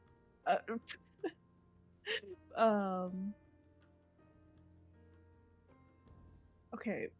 Mushrooms aren't a plant or a fungus, but can I druid craft mushrooms onto myself? I mean, I'll allow it. I don't see any reason why not. Great. Cool. So she's gonna take the mushrooms from Rusty and then just add some more. Fantastic. That's probably wise. We have now established a mushroom bond. You are now my best friend. Okay. Thumbs up. Man, I'm starting to think you're more organic than you let on, man.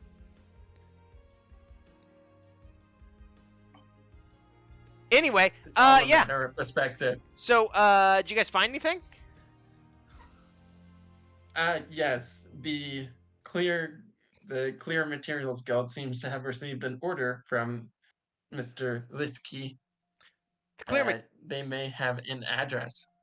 Oh, the Clear Materials Guild? Yeah. Yeah, I know. I can take you there.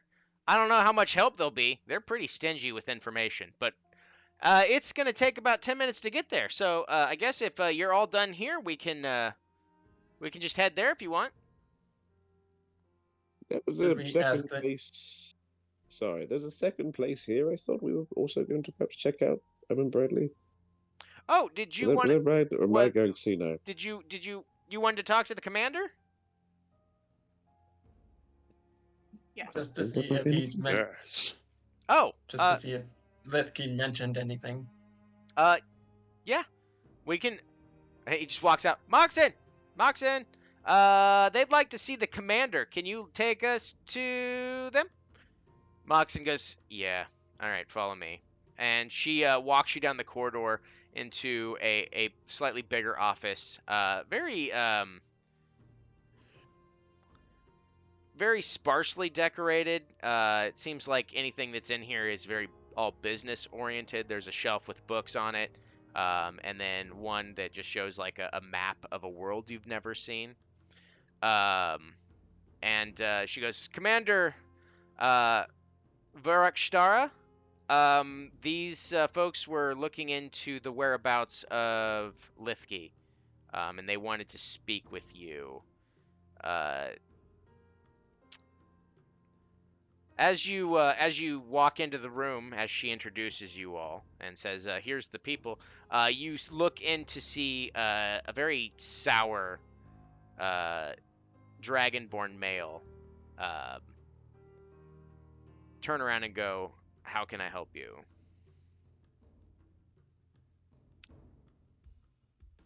We are just looking into the disappearance of Lithke, and wanted to know if he said anything in passing, or perhaps any concerns have been raised about what he said. Just due How- diligence. I mean, I can't tell you much other than he did all right. He was a diligent worker. Looked at the wiggling bits of a lot of the specimens. Had some wild ideas that I had to turn down. He's very clearly interested in understanding the dragon's biology and had a lot of suggestions on how to corral and tame them. I can't think of an idea more stupid than to try to control things like that.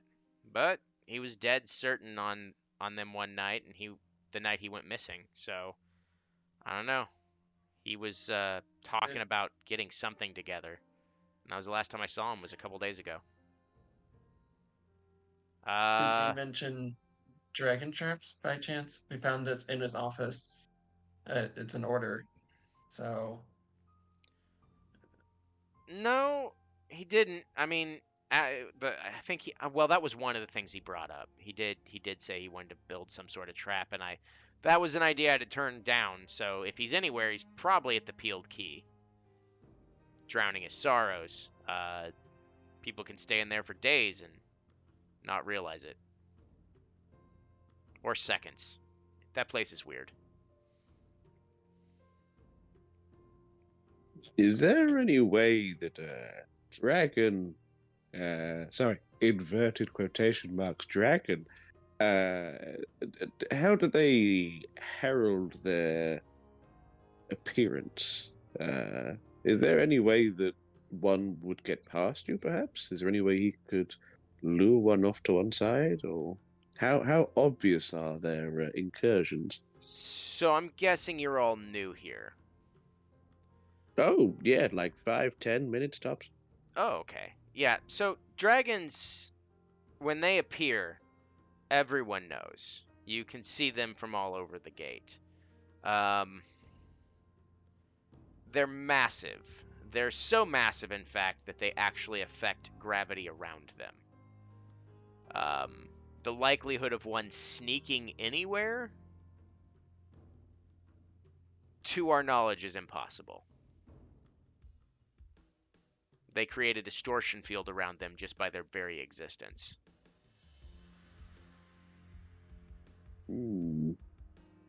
Bit more difficult than hiding a couple of hamsters in a saucepan from your landlord. Noted.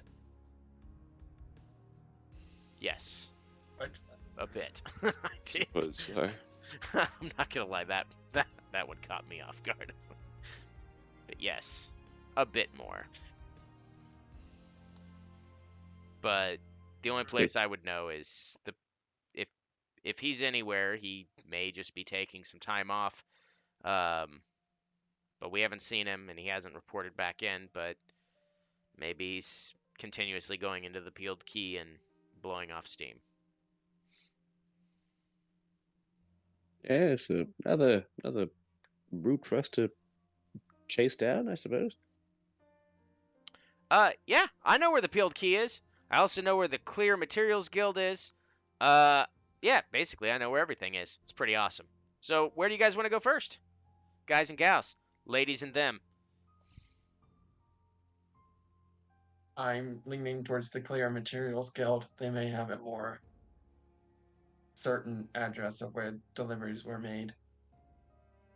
Sure. Yeah, that's what you, I'm thinking too. I suppose so. Very- yeah, you all right. seem like you switched on. I'll tag along. All right. All right, let's go. We're going to go to the Clear Materials Guild. The guild where everything is clear.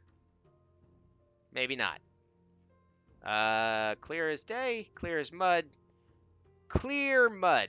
I don't know if they make that yet. I think they're working on it. Experiments. Anyway, let's go. Why do I keep thinking these thoughts? Okay, let's go. So the Benz walks out the front Benz, door. Are you okay? Huh? Are you okay? You I- seem a little.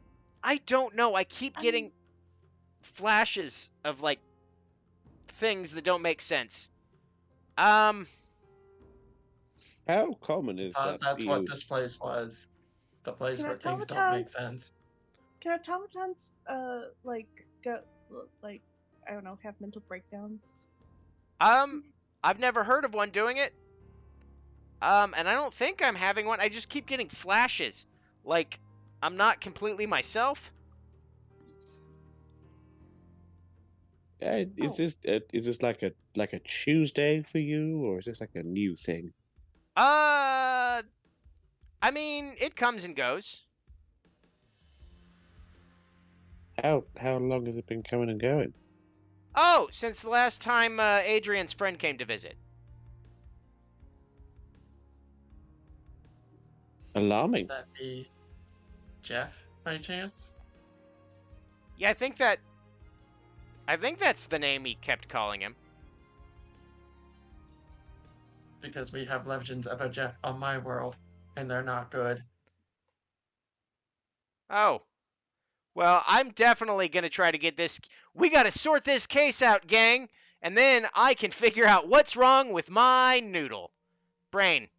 Cybernetics. Anyway. Noodle-netics.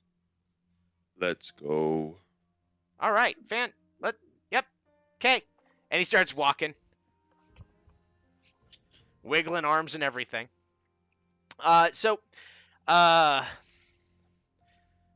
You end up in the resources. Let me see here. This is what happens when I throw things together at the last second and don't fully read 100% of what I'm doing. That happens. Okay. All right. So you arrive at the guild, and you, as you walk in, this guild hall is kind of unique in its own right. Outside of a few select areas in the building, it is completely see-through. For some of you that live in worlds where glass exists, this is not uncommon. For those of you that came from more of a kind of archaic background, glass is weird. A see-through material that you can't walk through. However, when you walk up and you look at this very thin sheet, it's got an intense durability. The Benz goes, "Don't worry about that. The outside of the building is that new stuff." And he just walks up and he punches the door. And he's like, "See? Nothing happens. And it just like you hear like it sounds like it hit metal. But Weird. it's see-through. And he goes, "Yep, see, they got the new stuff. Anyway, we should probably go meet who's on duty today? Oh, maybe the dwarf is. Ooh, if he is, he's stingy. I hope it's not him. All right, anyway, let's go. So the Benz walks up and just opens the door and says, "After you all." And as you all walk in, you see sitting behind a kind of 50% opacity desk, right? It's a black desk that you can kind of see through, but not quite. There's sitting a male dwarf with deep black hair, a braided beard, and what appears to be an eye made of metal and moving parts, and a light emanates from it. For those of you that may have seen anything kind of like it, the closest thing that you can see is it appears to be cybernetic in origin. So as a Warforged, you've kind of got an idea of maybe what this might be, kind of Rusty, but it's still like weird, especially seeing it in an organic face. And Benz goes, "Oh, dang it, it is him. Hello, Morbin." And the dwarf looks down at him and he goes, "Benz. Hello, everyone. I'm Morbin Crystalhand. Can I help you? How can I help you? I assume you're here to buy product." Actually, we're here to track an order. Track an order. Did you place the order? No, a friend of ours did, and he's wondering why it hasn't shown up. Just want to make sure it was at the right destination. It's I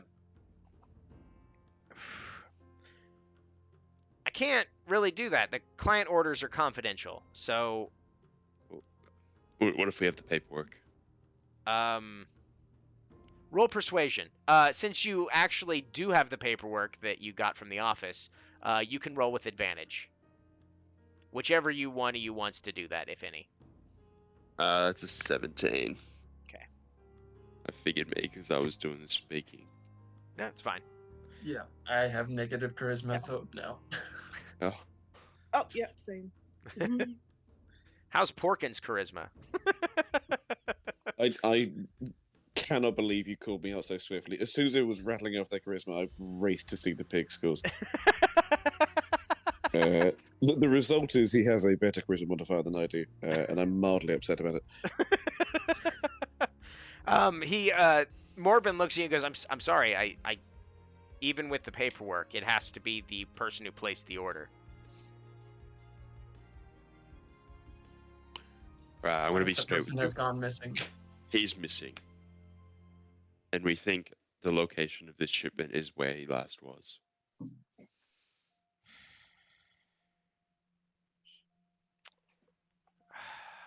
Let me see what I can do. Okay. Go ahead and roll one more charisma check with advantage.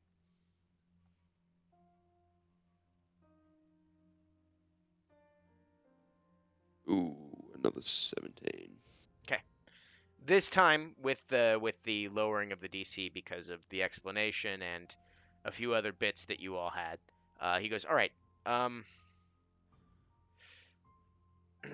I can give you a little bit of information. I can't tell you exactly what he was trying to build, but he ordered some clear aluminum. He was building something to contain some kind of creature. The last person, there's another name listed here, and the shipping address is to.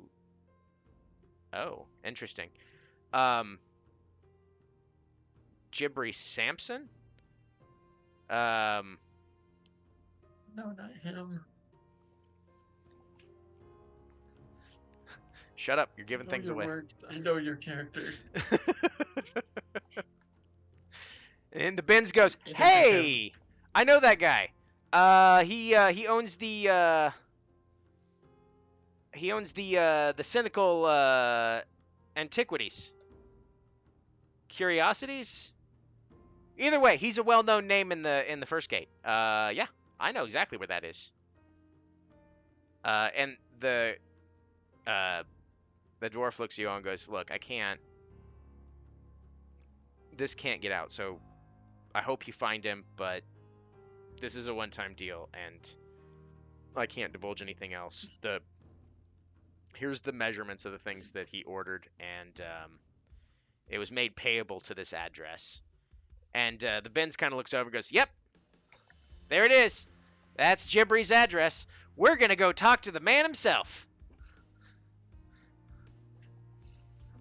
Rusty is going to place a Parasola plicatus mushroom, or it's called the invisible ink cap mushroom. It's completely transparent on the dwarf's desk.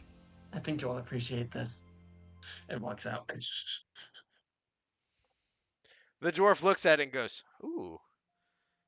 Hey, we got a new project," and just runs off to the other side. The Benz goes, "Okay, so we got a couple places.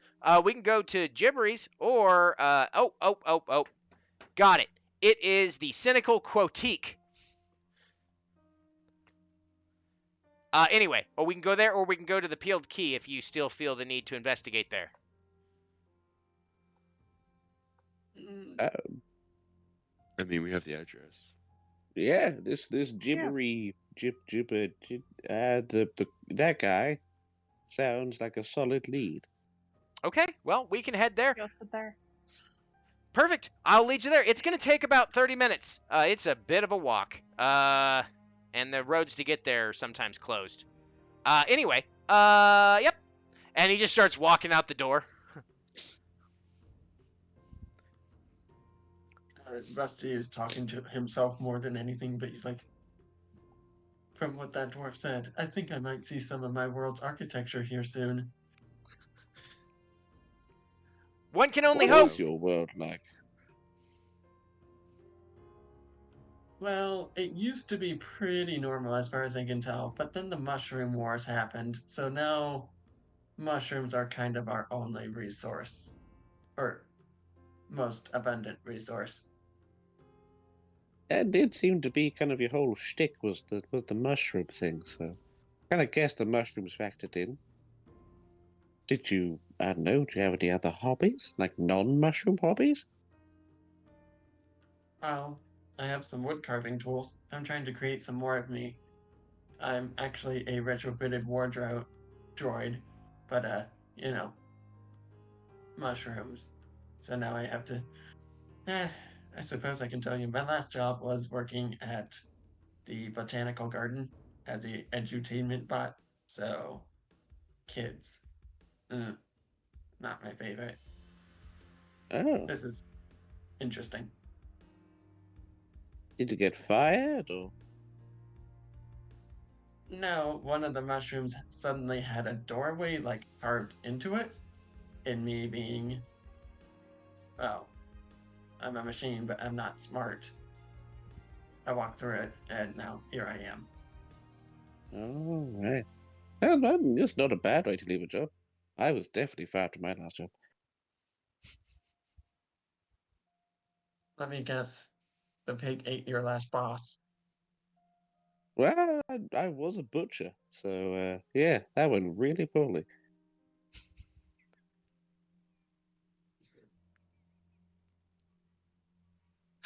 Me and Puddles are just trying to out-weird each other at this point. This is fantastic. All right. So, as Jared you're just pipes up and goes, "I don't understand the need requirements for having a job. Is do you is it like a thing you do for fun? Like I don't understand." Oh no, I needed money. Like a lot of money. Porkins eats through a lot of stuff, so I needed kind of like a big chunk of money. Mirror I just like need to pay stares at you. maintenance fees. Yeah, He also has a nasty drug habit. That was also quite expensive. Oh, is this? Oh, I think I've heard of this. Hold on. Wait. Is this capitalism? Am I saying that right? No, Cat? cocaine. Cocaine was the thing you liked. No. What is cocaine? It's like None of this the- kind of magic dust that makes you, like, really aggressive. As far as I can tell. I never took Oh. any, but Hawkins was a fiend for the stuff. We owed a lot of money to a lot of bad people for a while. Weird. That's kind of why I jumped through the door when we did, because, oh boy, there's not a lot of people that are happy to see me back home. That's for sure. One of the only flowers to survive on my world was the poppy flower, so we have a bit of an opium problem. Oh, it's fun. Not I me, like of how we can course. cross whole universes and just all run into the same problems back home, huh? Makes a big old world feel much smaller.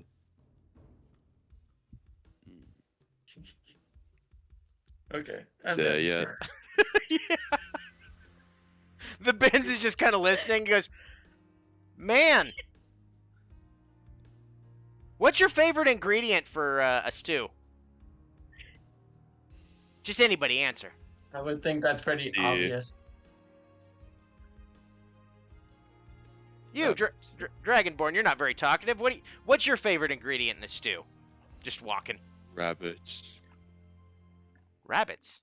Ooh, Water. rabbits and Whatever I can get my hands on. oh, so you're a hunter of sorts. So, I guess. Oh, yeah. On the road a lot. Oh, Go from town to town. very well. Well, yep. Next time you get a rabbit, you should turn it into a burger, put a fried egg on top, and then top that with cocoa melon leaves. What is a cocoa melon? I don't know. Everyone make a Why are perception you check telling as me he it says then? that. Perception? Yes. I have really good. I have really Solid good 6. perception. Come on. It's the This thing is highest I've so rolled slow. all night, and it's a 12. Okay. I got That's a a 15. dirty 20. All right.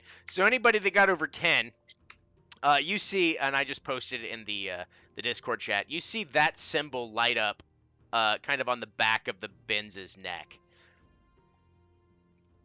and then just as quickly as it lights up, just goes away as he starts walking like nothing happened. Oh, we're almost there. Yep, that's Jeff. Uh, The Mushroom Wars. These Jeffs seem a real problem in the multiverse. huh? Who's Jeff? Oh. Oh.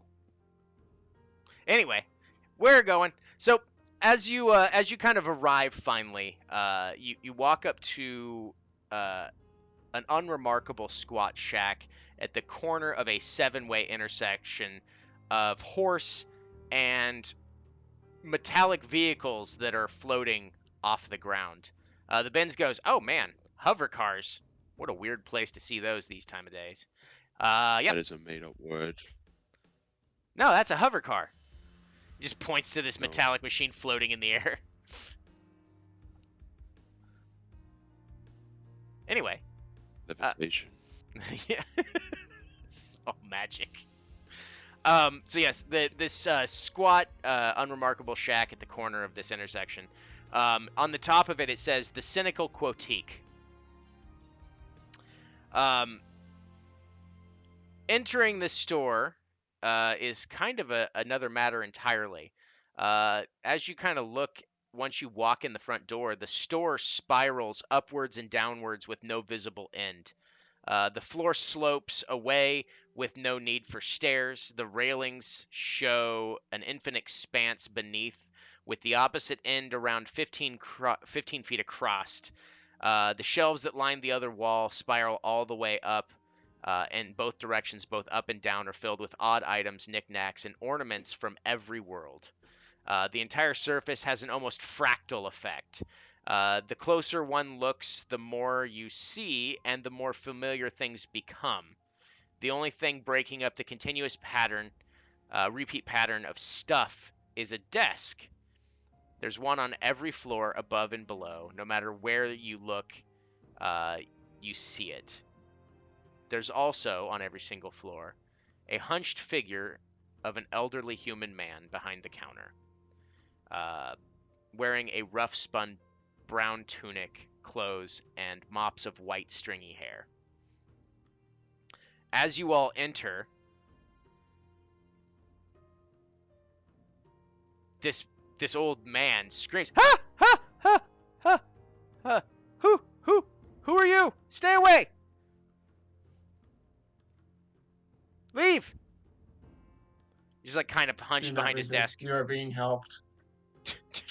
Do not resist. You are being helped. Okay. I don't know why I said that. There must be some old programming. So go ahead and try to roll persuasion at disadvantage, because that is a weird thing. Actually, you know what? Go ahead and roll it with advantage. Oh no. Okay.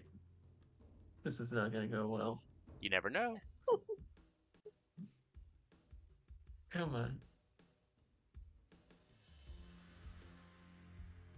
This is.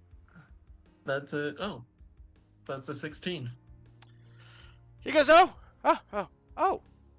sorry, ooh, that's a good one. I'm gonna write that down. Pulls out a piece of paper and writes something on it. As you kind of look around, you're seeing, you see like clothes of all sorts and varieties. Some of them are what, we would wear these days. Some of them are old rough spun tunics. Other ones are noble clothes. But on every once in a while, you see a T-shirt with writing on it. It's all written in common. You see some in other languages that you understand as well. There's there's just these absurd quotes on them, like "Always look before you leap. Death could be waiting on the other side." It's all fun and games until someone loses an eye, and then it's a sacrifice. There's another one that says, sometimes the sky, the beautiful glow, is awe-inspiring. Other times it's the alchemist's hut burning. Just really I'd weird. like Anything I say is inadmissible in court. Which is something. I'd like to buy the shirt with the one about the eye and the sacrifice. Does that come in pig sizes? Yeah. I can make it. Yeah. I can do that. And he just kind of like reaches over and touches one of the shirts. He goes, "What the?" Touches it again. I just hold the pig up. Yeah, he goes, "Oh, here you go," and he literally just throws it at the pig, and now the pig is wearing the shirt. Oh, look at you, Porkins, looking sharp. Oh, anyway. Oh, With the gun. Still. sorry. I was sorry for the outburst there. I was worried. I was worried it was those things again. What things? Oh, they started showing up after I had a conversation with my friend Lithke a few nights ago. These strange creatures were seen roaming the streets outside the store, and I've been afraid to leave ever since. As it happens, we're actually looking for Lithke to rescue him, I guess. So.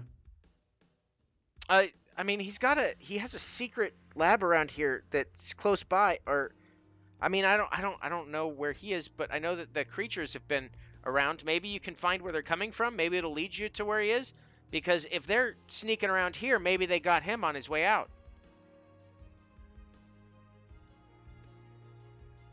And what are these things? I don't get a good look at them, but some of them have multiple legs and multiple arms. Other ones have pinchers, and other ones have wings, but they don't fly. Some of them are tentacled, and they're weird, and they're wibbly, but they all are very ooky, spooky in nature. Um, do you know what Lithke was working on last? I, we were talking about making plans to trap one of the dragons, but I don't know if he ever got that put together. But as soon as he put in the order, and we were talking about it the other day, that was the last time I saw him, and after he disappeared is when those things started showing up. Odd. Hmm. Is there a are they? When do they normally turn up? These thingies. It's at random times, but normally when the vortex goes dull, which is about 7 hours from now. In, I guess, local time. I don't know what your time is like here. Could be 7 days. I don't know. Oh, The vortex has a high and low tide of sorts. Benz goes, "Yep." of course it does. I don't know what that means.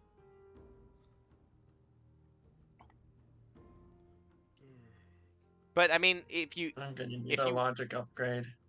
if you wanna look around, feel free. I don't know. Like I said, I see them slinking around the outside. They're weird, slimy trails that they leave. Sure, might as well have a look. See if we can dig anything up. Maybe there might be some chunks of them left around. Wouldn't that be fun, Porkins, eh? Happy squeal.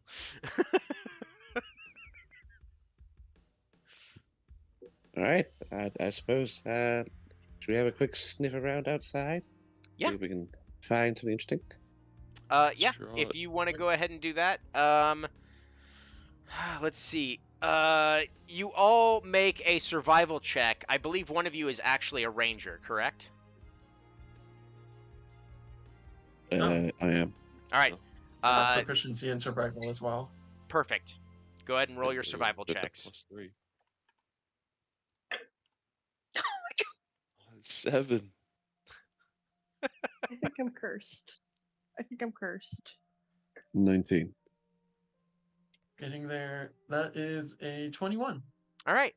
So all of you, except wait, Mira, what did you roll? A natural one. All right, so everyone but Mira notices that there's a viscous trail that's dried into the stonework. The, the ranger figured it out because the DC is lowered for you. But that being said, I'm going to go ahead and throw you all on the... here we go. Start this. As you're doing the investigation. There you go. I'm going to put you all on the map for now, but I'll get to that point here in just a second. As you follow the trail, it leads to a door directly behind the Quotique. It leads down a short flight of stairs, and in the chamber beneath Samson's store, you all walk into a kind of a larger than you would expect room.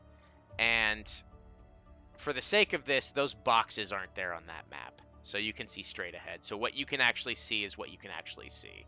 The ones in the middle of the room are not there, but the ones around the walls are. So you can see over here is the creature is what you were described to as Misao Lithke. Upon approaching him, which I'll let you do at your own leisure, you notice something out of the ordinary. I need you all to make perception checks.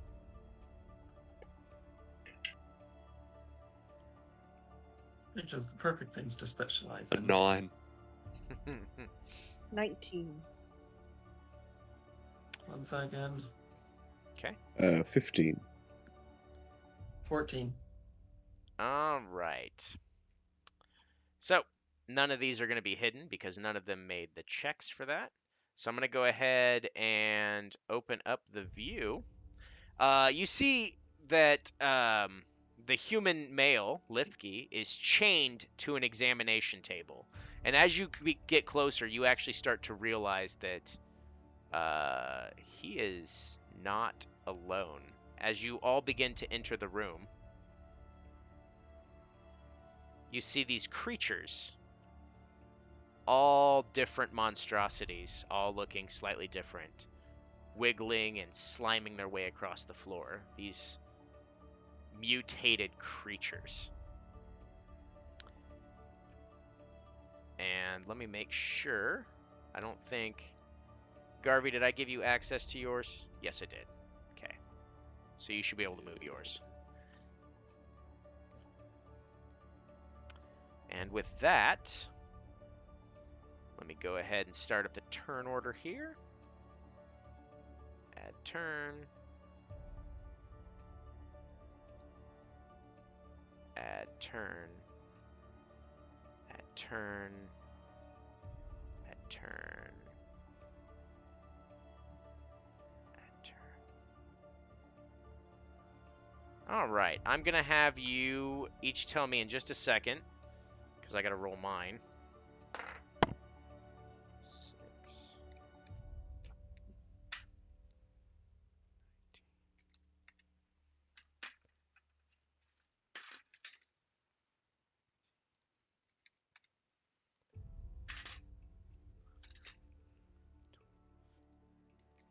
All right. Rusty, go ahead and roll initiative for me. Okay. 1 second. Sure. D&D may be up, but man, is this dice. While Oh, this is starting. that's a nat 20. Nice. Give me just a second here. I'm going to see if I can't add the map onto this just so people at home can see what we're looking at. It's not going to be pretty because it's a last minute thing. So everybody, you're welcome for this last minute map. Perfect. You said 20 for a total of 21? No, I have +0 to my initiative, so it's just 20. All right, Mira, what's your initiative? +3, so it is 8. All right, Puddles? I got a 17. All right. Also, can I grab a little token for Hawkins as well, please? Yep. Let me find you a token. Pig. From the web. Perfect. Did you find a war pig? No, I just found a random one. We're going to go ahead and put a radius around Porkins of 5 feet. Oh, no. There we go. And we're going to make it red because this is Savage Piggy. And nameplate Porkins. There we go. Save. And that is going to be controlled by Blarp. Save. All right, so you should have access to Porkins. Does Porkins have an initiative too? Porkins goes in my turn. Okay, cool. All right, Garvey, what's yours? I got a 10. Yes, 10. All right. There we go. And final location. And we go ahead and start the turns. As Rusty, you landed the initiative first. You get to go first. These monstrous things are just kind of slithering towards you, and they look like they mean you harm. I mean, as much harm as anything can with, no face and multiple suckers. Let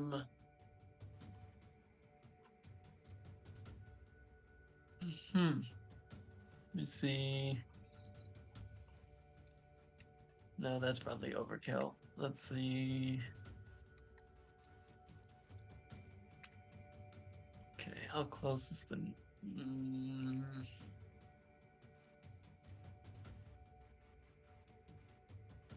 10 feet. Okay. If I was to move to here, would that like cause any reaction from them? Just a little bit into the room. They do not have reach, so they cannot hit you. Perfect. I'm gonna use poison spray on this one over here, and the way that works is that I'm just gonna throw a poisonous mushroom at him. Okay. Burst into spores. So it has to make a Constitution saving throw or take 1d12 poison damage. All right. That is a 7 on the save.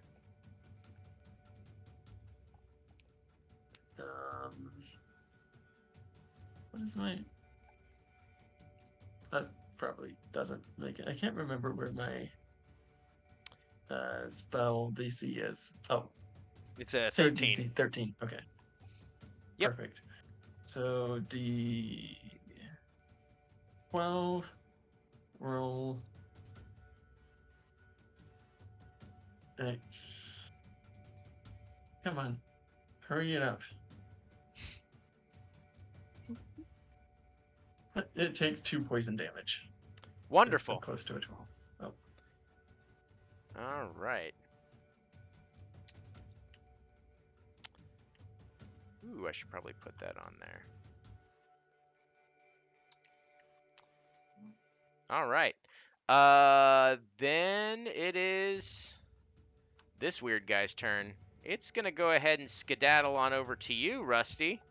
And it's going to attempt to make an attack. And I'm going to go ahead and roll my dice in here for everyone to see. Oops, /R. That is...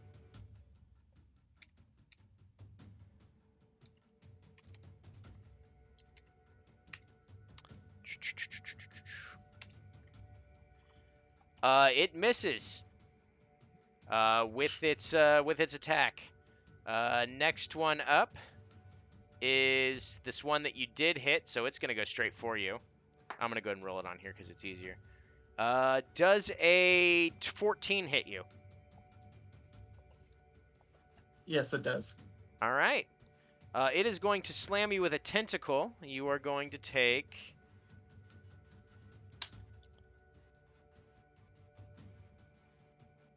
5 bludgeoning damage. Okay. All right. That's its turn. Puddles. Oh, go ahead. Were you going to do something? Oh, I actually can. As a reaction, I believe.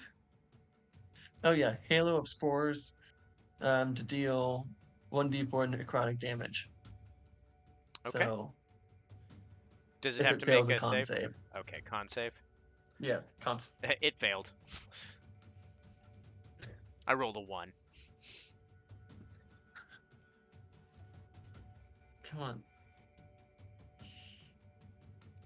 Come on. 4. So it takes 4 necrotic damage. All right.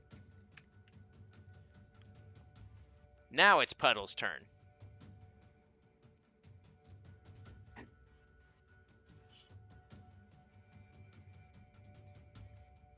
Whom I believe is muted. Oh, no. Apologies to that. I think he's going to see Rusty getting slapped by this thing. And Porkins, after that one, he's hitting the nice mushroomy one. I think Porkins' eyes just glow red, like bright red. He fully stands up on his rear legs, cricks his neck, and then just sprints on his rear legs towards the one that just attacked Rusty. Okay. But it's not going to use its stop magic gun.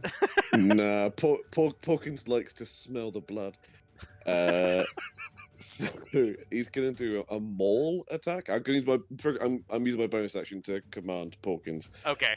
I'm using the Tasha's Primal Companion rules rather than the very poopy base Player's Handbook ones. Gotcha. So Porkins moved 20 feet or more in a straight line before he attacked. So if this hits, it does a little extra damage as well. Sweet. So right, let's see what Porkins has got. Okay, that feels appropriate. That's a natural 20. Oh my god. Porkins is a murder machine. Go ahead and roll that damage. It says D8 base plus a D6 because he charged, so I think all of that gets doubled, I believe. Yep. And this thing also needs to make a strength saving throw as well. The strength save was a dirty 20. Definitely not knocked prone, but the end damage of the 15, 19, oh god, 23 plus 4. Plus 4, so that's, my god, that's 26 points of damage. It's a Pork- murder machine in a Pork- city that outlaws murder. Porkins runs up, turns, and mauls the hell out of this thing and rips it to pieces. That thing is dead, and viscera is on the floor. Yeah, mid-sprint, Porkins pulled out a baseball bat from absolutely nowhere and just slams this thing over the head. And then just kind of, I don't know, Negan from Walking Dead's the rest of the body on the floor. Then just kind of gets back on all fours and just starts eating at the remains. Anything else, Puddles? Yeah, I guess I'll take my turn now. That's fun. There's a slight concern in Puddle's eyes as he knows that Porkins has now tasted blood in a new realm, but he'll kind of get to that when he gets to that. Now I can't seem to move me. Let me make sure that you're set up. Go It ahead. might just be my interest. I do sometimes have issues with Roll20. Let me just All right. refresh it. Apologies. Sure, no problem. Try that again. It's not having that. That's bizarre.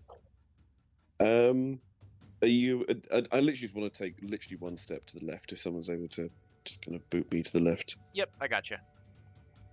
Beautiful. And then I think from there I can see this one kind You of can see this one right here. just in front of them. Mhm. Marvelous, yeah. I will pull out my little crossbow and go. And good job, Porkins. Just know which way the enemy is. I'm gonna breathe my little frost breath on my crossbow and fire it at that one. I'm gonna cast Ray of Frost. All right. And Ray of Frost is a ranged spell attack, yeah? Great spell attack, yeah. All right. So that is a nice 22 to hit. Yep. Your Ray of Frost finds its aim and slams into this weird monstrosity. Go ahead and roll damage. Marvelous. That's 7 points of cold damage, and if it matters at all, its speed is reduced by 10 foot. All right. And that is me done. All right. Next up is the other one of these things. It is going to... It's going to slither its way over here. And since Rusty is right there and Porkins is terrifying, because I did roll versus fear for these things. Because that was a solid murder. It is going to try to attack Rusty. Does a 15 hit? No, that's 16, sorry. Yes, it does. All right.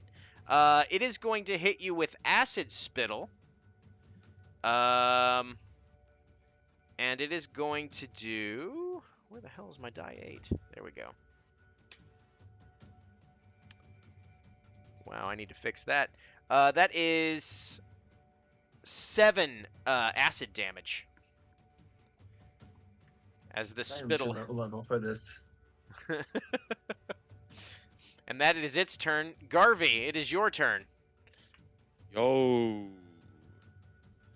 Alright, so I'm gonna move 5, 10,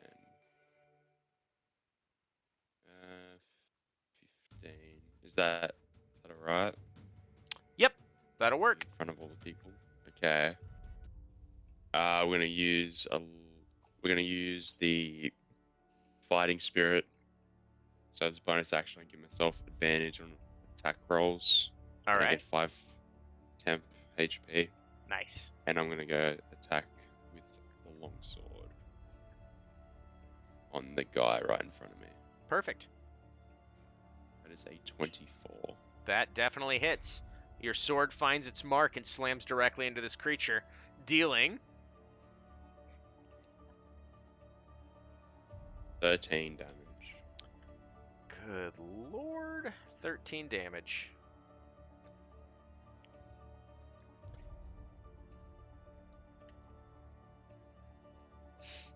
As it looks to be brutally beaten and bruised, it standing there but barely in front of you.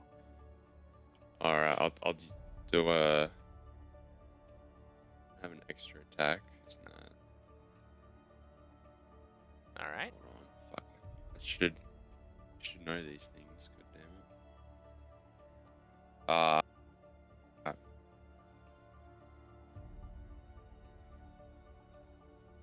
Nah, that's a wrap. That's a wrap on the turn. Don't worry. All right.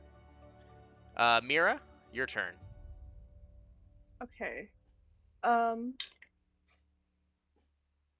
Question: Can I like fire around people? Yes. So, since they're your allies, the only way that you have a chance of hitting them is if you roll a 1. So, Cool. I say that, but I've been rolling like crap this whole night. So it's let's see. okay. Fingers crossed. Yes. Fingers crossed. Okay, so listen. Surely not, right? Surely not. Funny story, but yeah, that's a natural one. Oof. All right. I need you to roll one more time. And then exercise your dice. Yeah. So I rolled.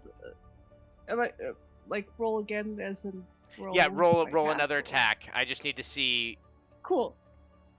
That time was a dirty 20. Okay, that's fine. You somehow like Garvey moved at the exact wrong time as you were knocking your arrow, and you had to like move your arrow at the last second as kind of bringing the sword back. So you missed, but you didn't hit Garvey. All right, so this one is gonna come over here, seeing this rather large dragon step into frame, and is going to try to hit you with a tentacle, and presumably miss, because I don't think an 8 hits you. Definitely not. All right, Rusty, 'tis your turn. All right.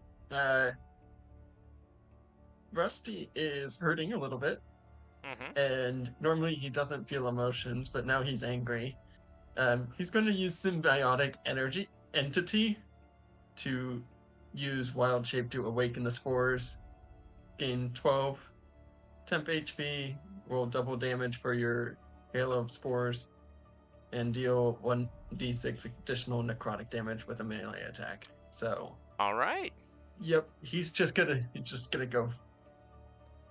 Mission parameters changed.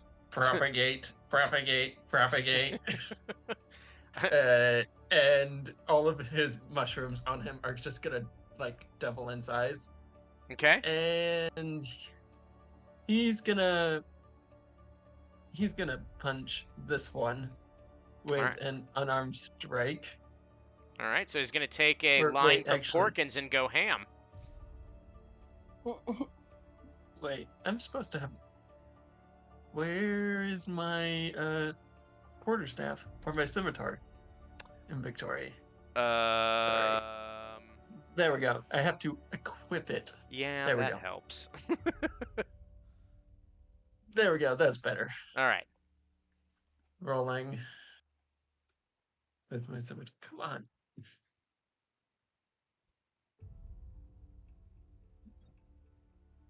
Does a 9 hit?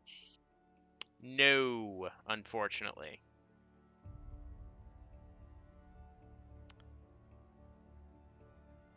Anything That else? was my. Um.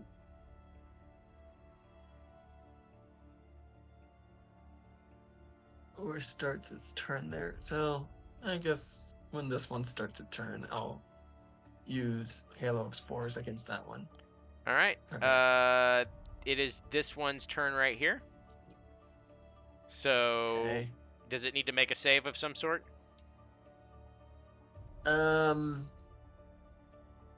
Yeah, it needs to make a Constitution save. All right. It fails. So I'm gonna roll this twice because of my thing that I did. Or I'm just gonna double this one because Sure. I don't want to wait for these dice. I totally get it. So it's gonna take 4 necrotic damage total. Okay.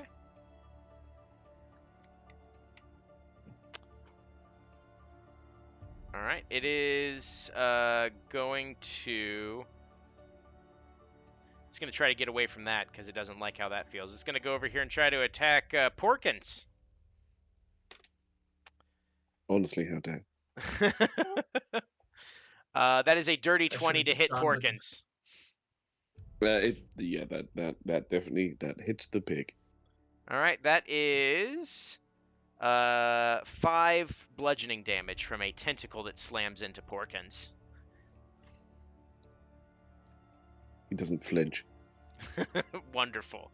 Puddles. I should have gone with my first idea. I was gonna cast Enlarge on the pig, Oh my and god. I thought that was overkill. Oh boy. Ooh, that would have made both me and Porkins very happy. Okay. I think Puddles is gonna step here Mhm. and is gonna take a shot. Oh, actually.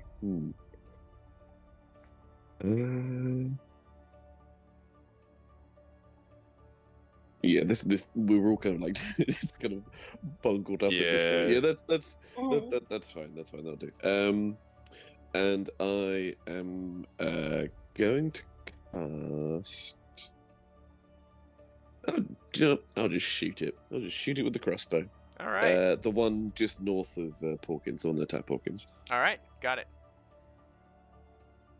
That is a 17 to hit. Yep, that hits. Marvelous. That's D8 plus Dex. That is oh nice. The full 8 plus 3, so 11 points damage. All right. As your arrow strikes true into the one eye in the middle of the gibbering mouths that was this creation, it falls to the floor and begins to slowly melt away. Hawkins is gonna dig their little trotters in to the goo. What you like war paint on its little piggy face, and is then only use a bonus action to command Hawkins. They're going to back up to. They're going to go there because I can't work out diagonals work at 2 o'clock in the morning. And then Hawkins is going to charge using the rest of his movement All right. and maul that one in the doorway. Of course it is. Come on, Porkins, let's do this. Let's roll, Hawkins. Oh, beautiful, Hawkins. Keep going. 21 to hit with Hawkins. That is a success. Fabulous. So he gets an extra d6 and a strength save for that guy in the that target as well. All right, strength save is a 7. Cool. So he takes 13 points of bludgeoning damage and is knocked prone. Yep. Not only is he knocked prone, Porkins plows right through it, and the viscera hits the one behind it. Marvelous. I doubt that you have anything else, so Garvey, it's your turn. Yo, we're gonna move up because I'm blocking everybody.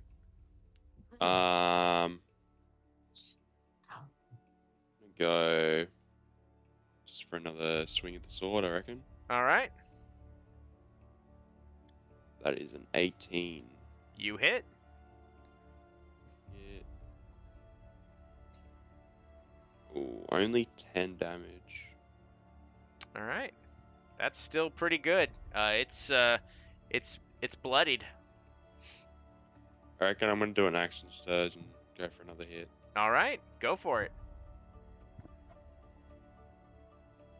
Ooh, that's an 8.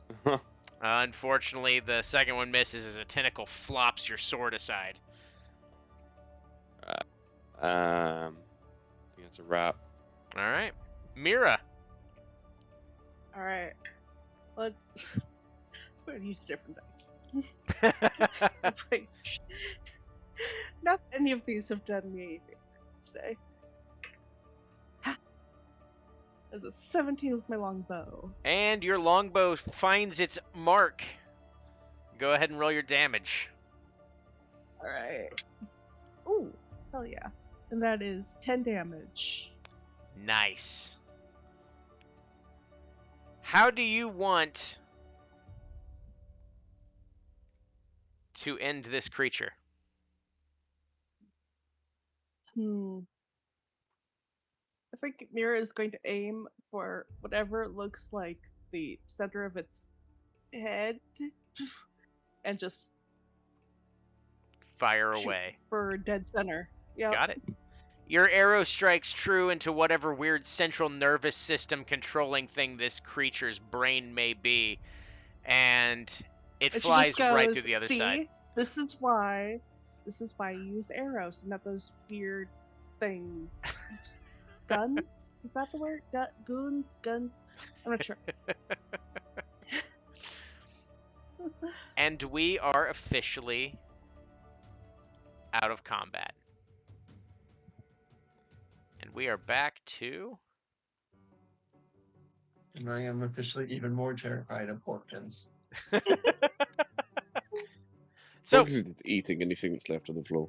yep, I figured as much. That's terrifying. All right, you all find yourselves standing in front of a tied-up Lithki, who is very much alive, but barely, and seems terrified. But when you all get rid of the creatures that were sulking around the lab, there's a sigh of relief, and he just kind of like winces and goes, "Can somebody get me down from here? This table is uncomfortable." One moment, and Rusty looks through his collection of mushrooms and goes, yes, the lockpicker mushroom. And just goes over and it's not actually a lockpick. He just melts the lock with this mushroom. Okay.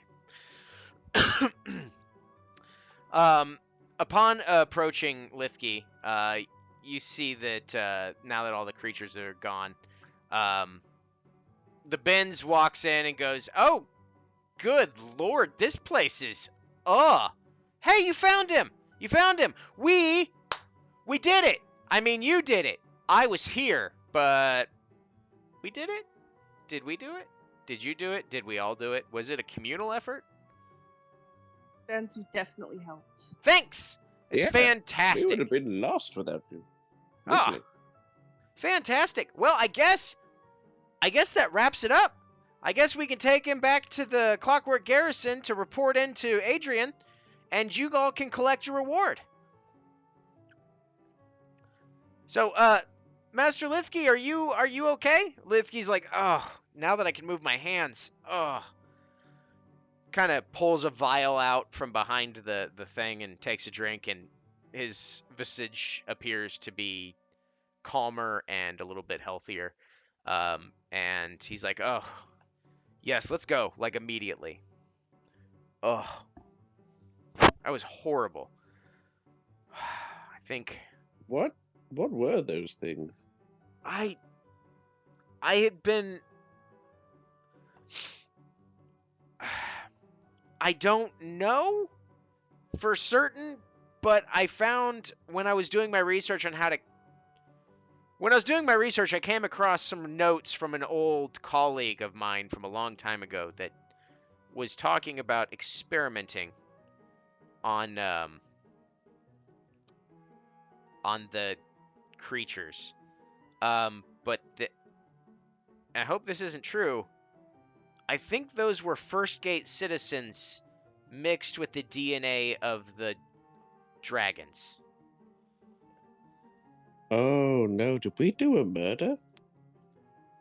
I mean, I tried to reason with them, so I don't know if they were necessarily sentient If anyone anymore. asks, this was self-defense, alright? Yep. Yep. Benz goes, Good. aye aye. With that, Oh. Lithke and you all and the Bens get led back to the clockwise garrison, and you report in. Lithke is sent to the infirmary to have himself checked out to make sure there's no lasting effects. Adrian's very pleased that you were able to find his agent. Rewards you with an additional 500 gate shards each, and you're each given what is referred to as a clockwise marker. It's a small gear-looking item that can be activated as a bonus action. Whenever you're in peril or in danger, it will call a first gate pawn officer to your location.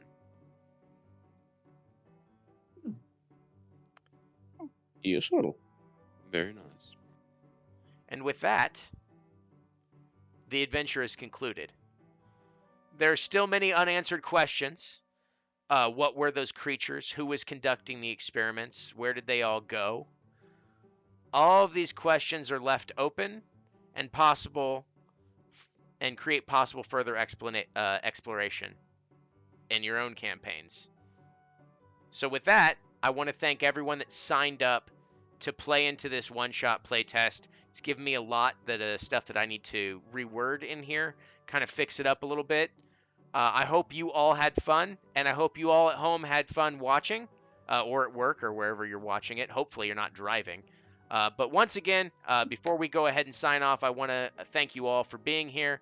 Please go support us on my Ko-Fi, ko-fi.com/biscuit10rpg. If you do drive through RPG, I've also got some products there. The Ko-Fi is going to have more of the free stuff. And then be on the lookout for the Black Ballad coming March 7th. And along with that, the first initial release of First Gate, A Menagerie of Madness, that will be an add-on for that before it actually goes live all on its own. But other than that, thank you all for being here tonight. Have a wonderful evening as I try to figure out where the hell the stop button is and why I can't get these cameras to go behind. All right. Bye, everyone.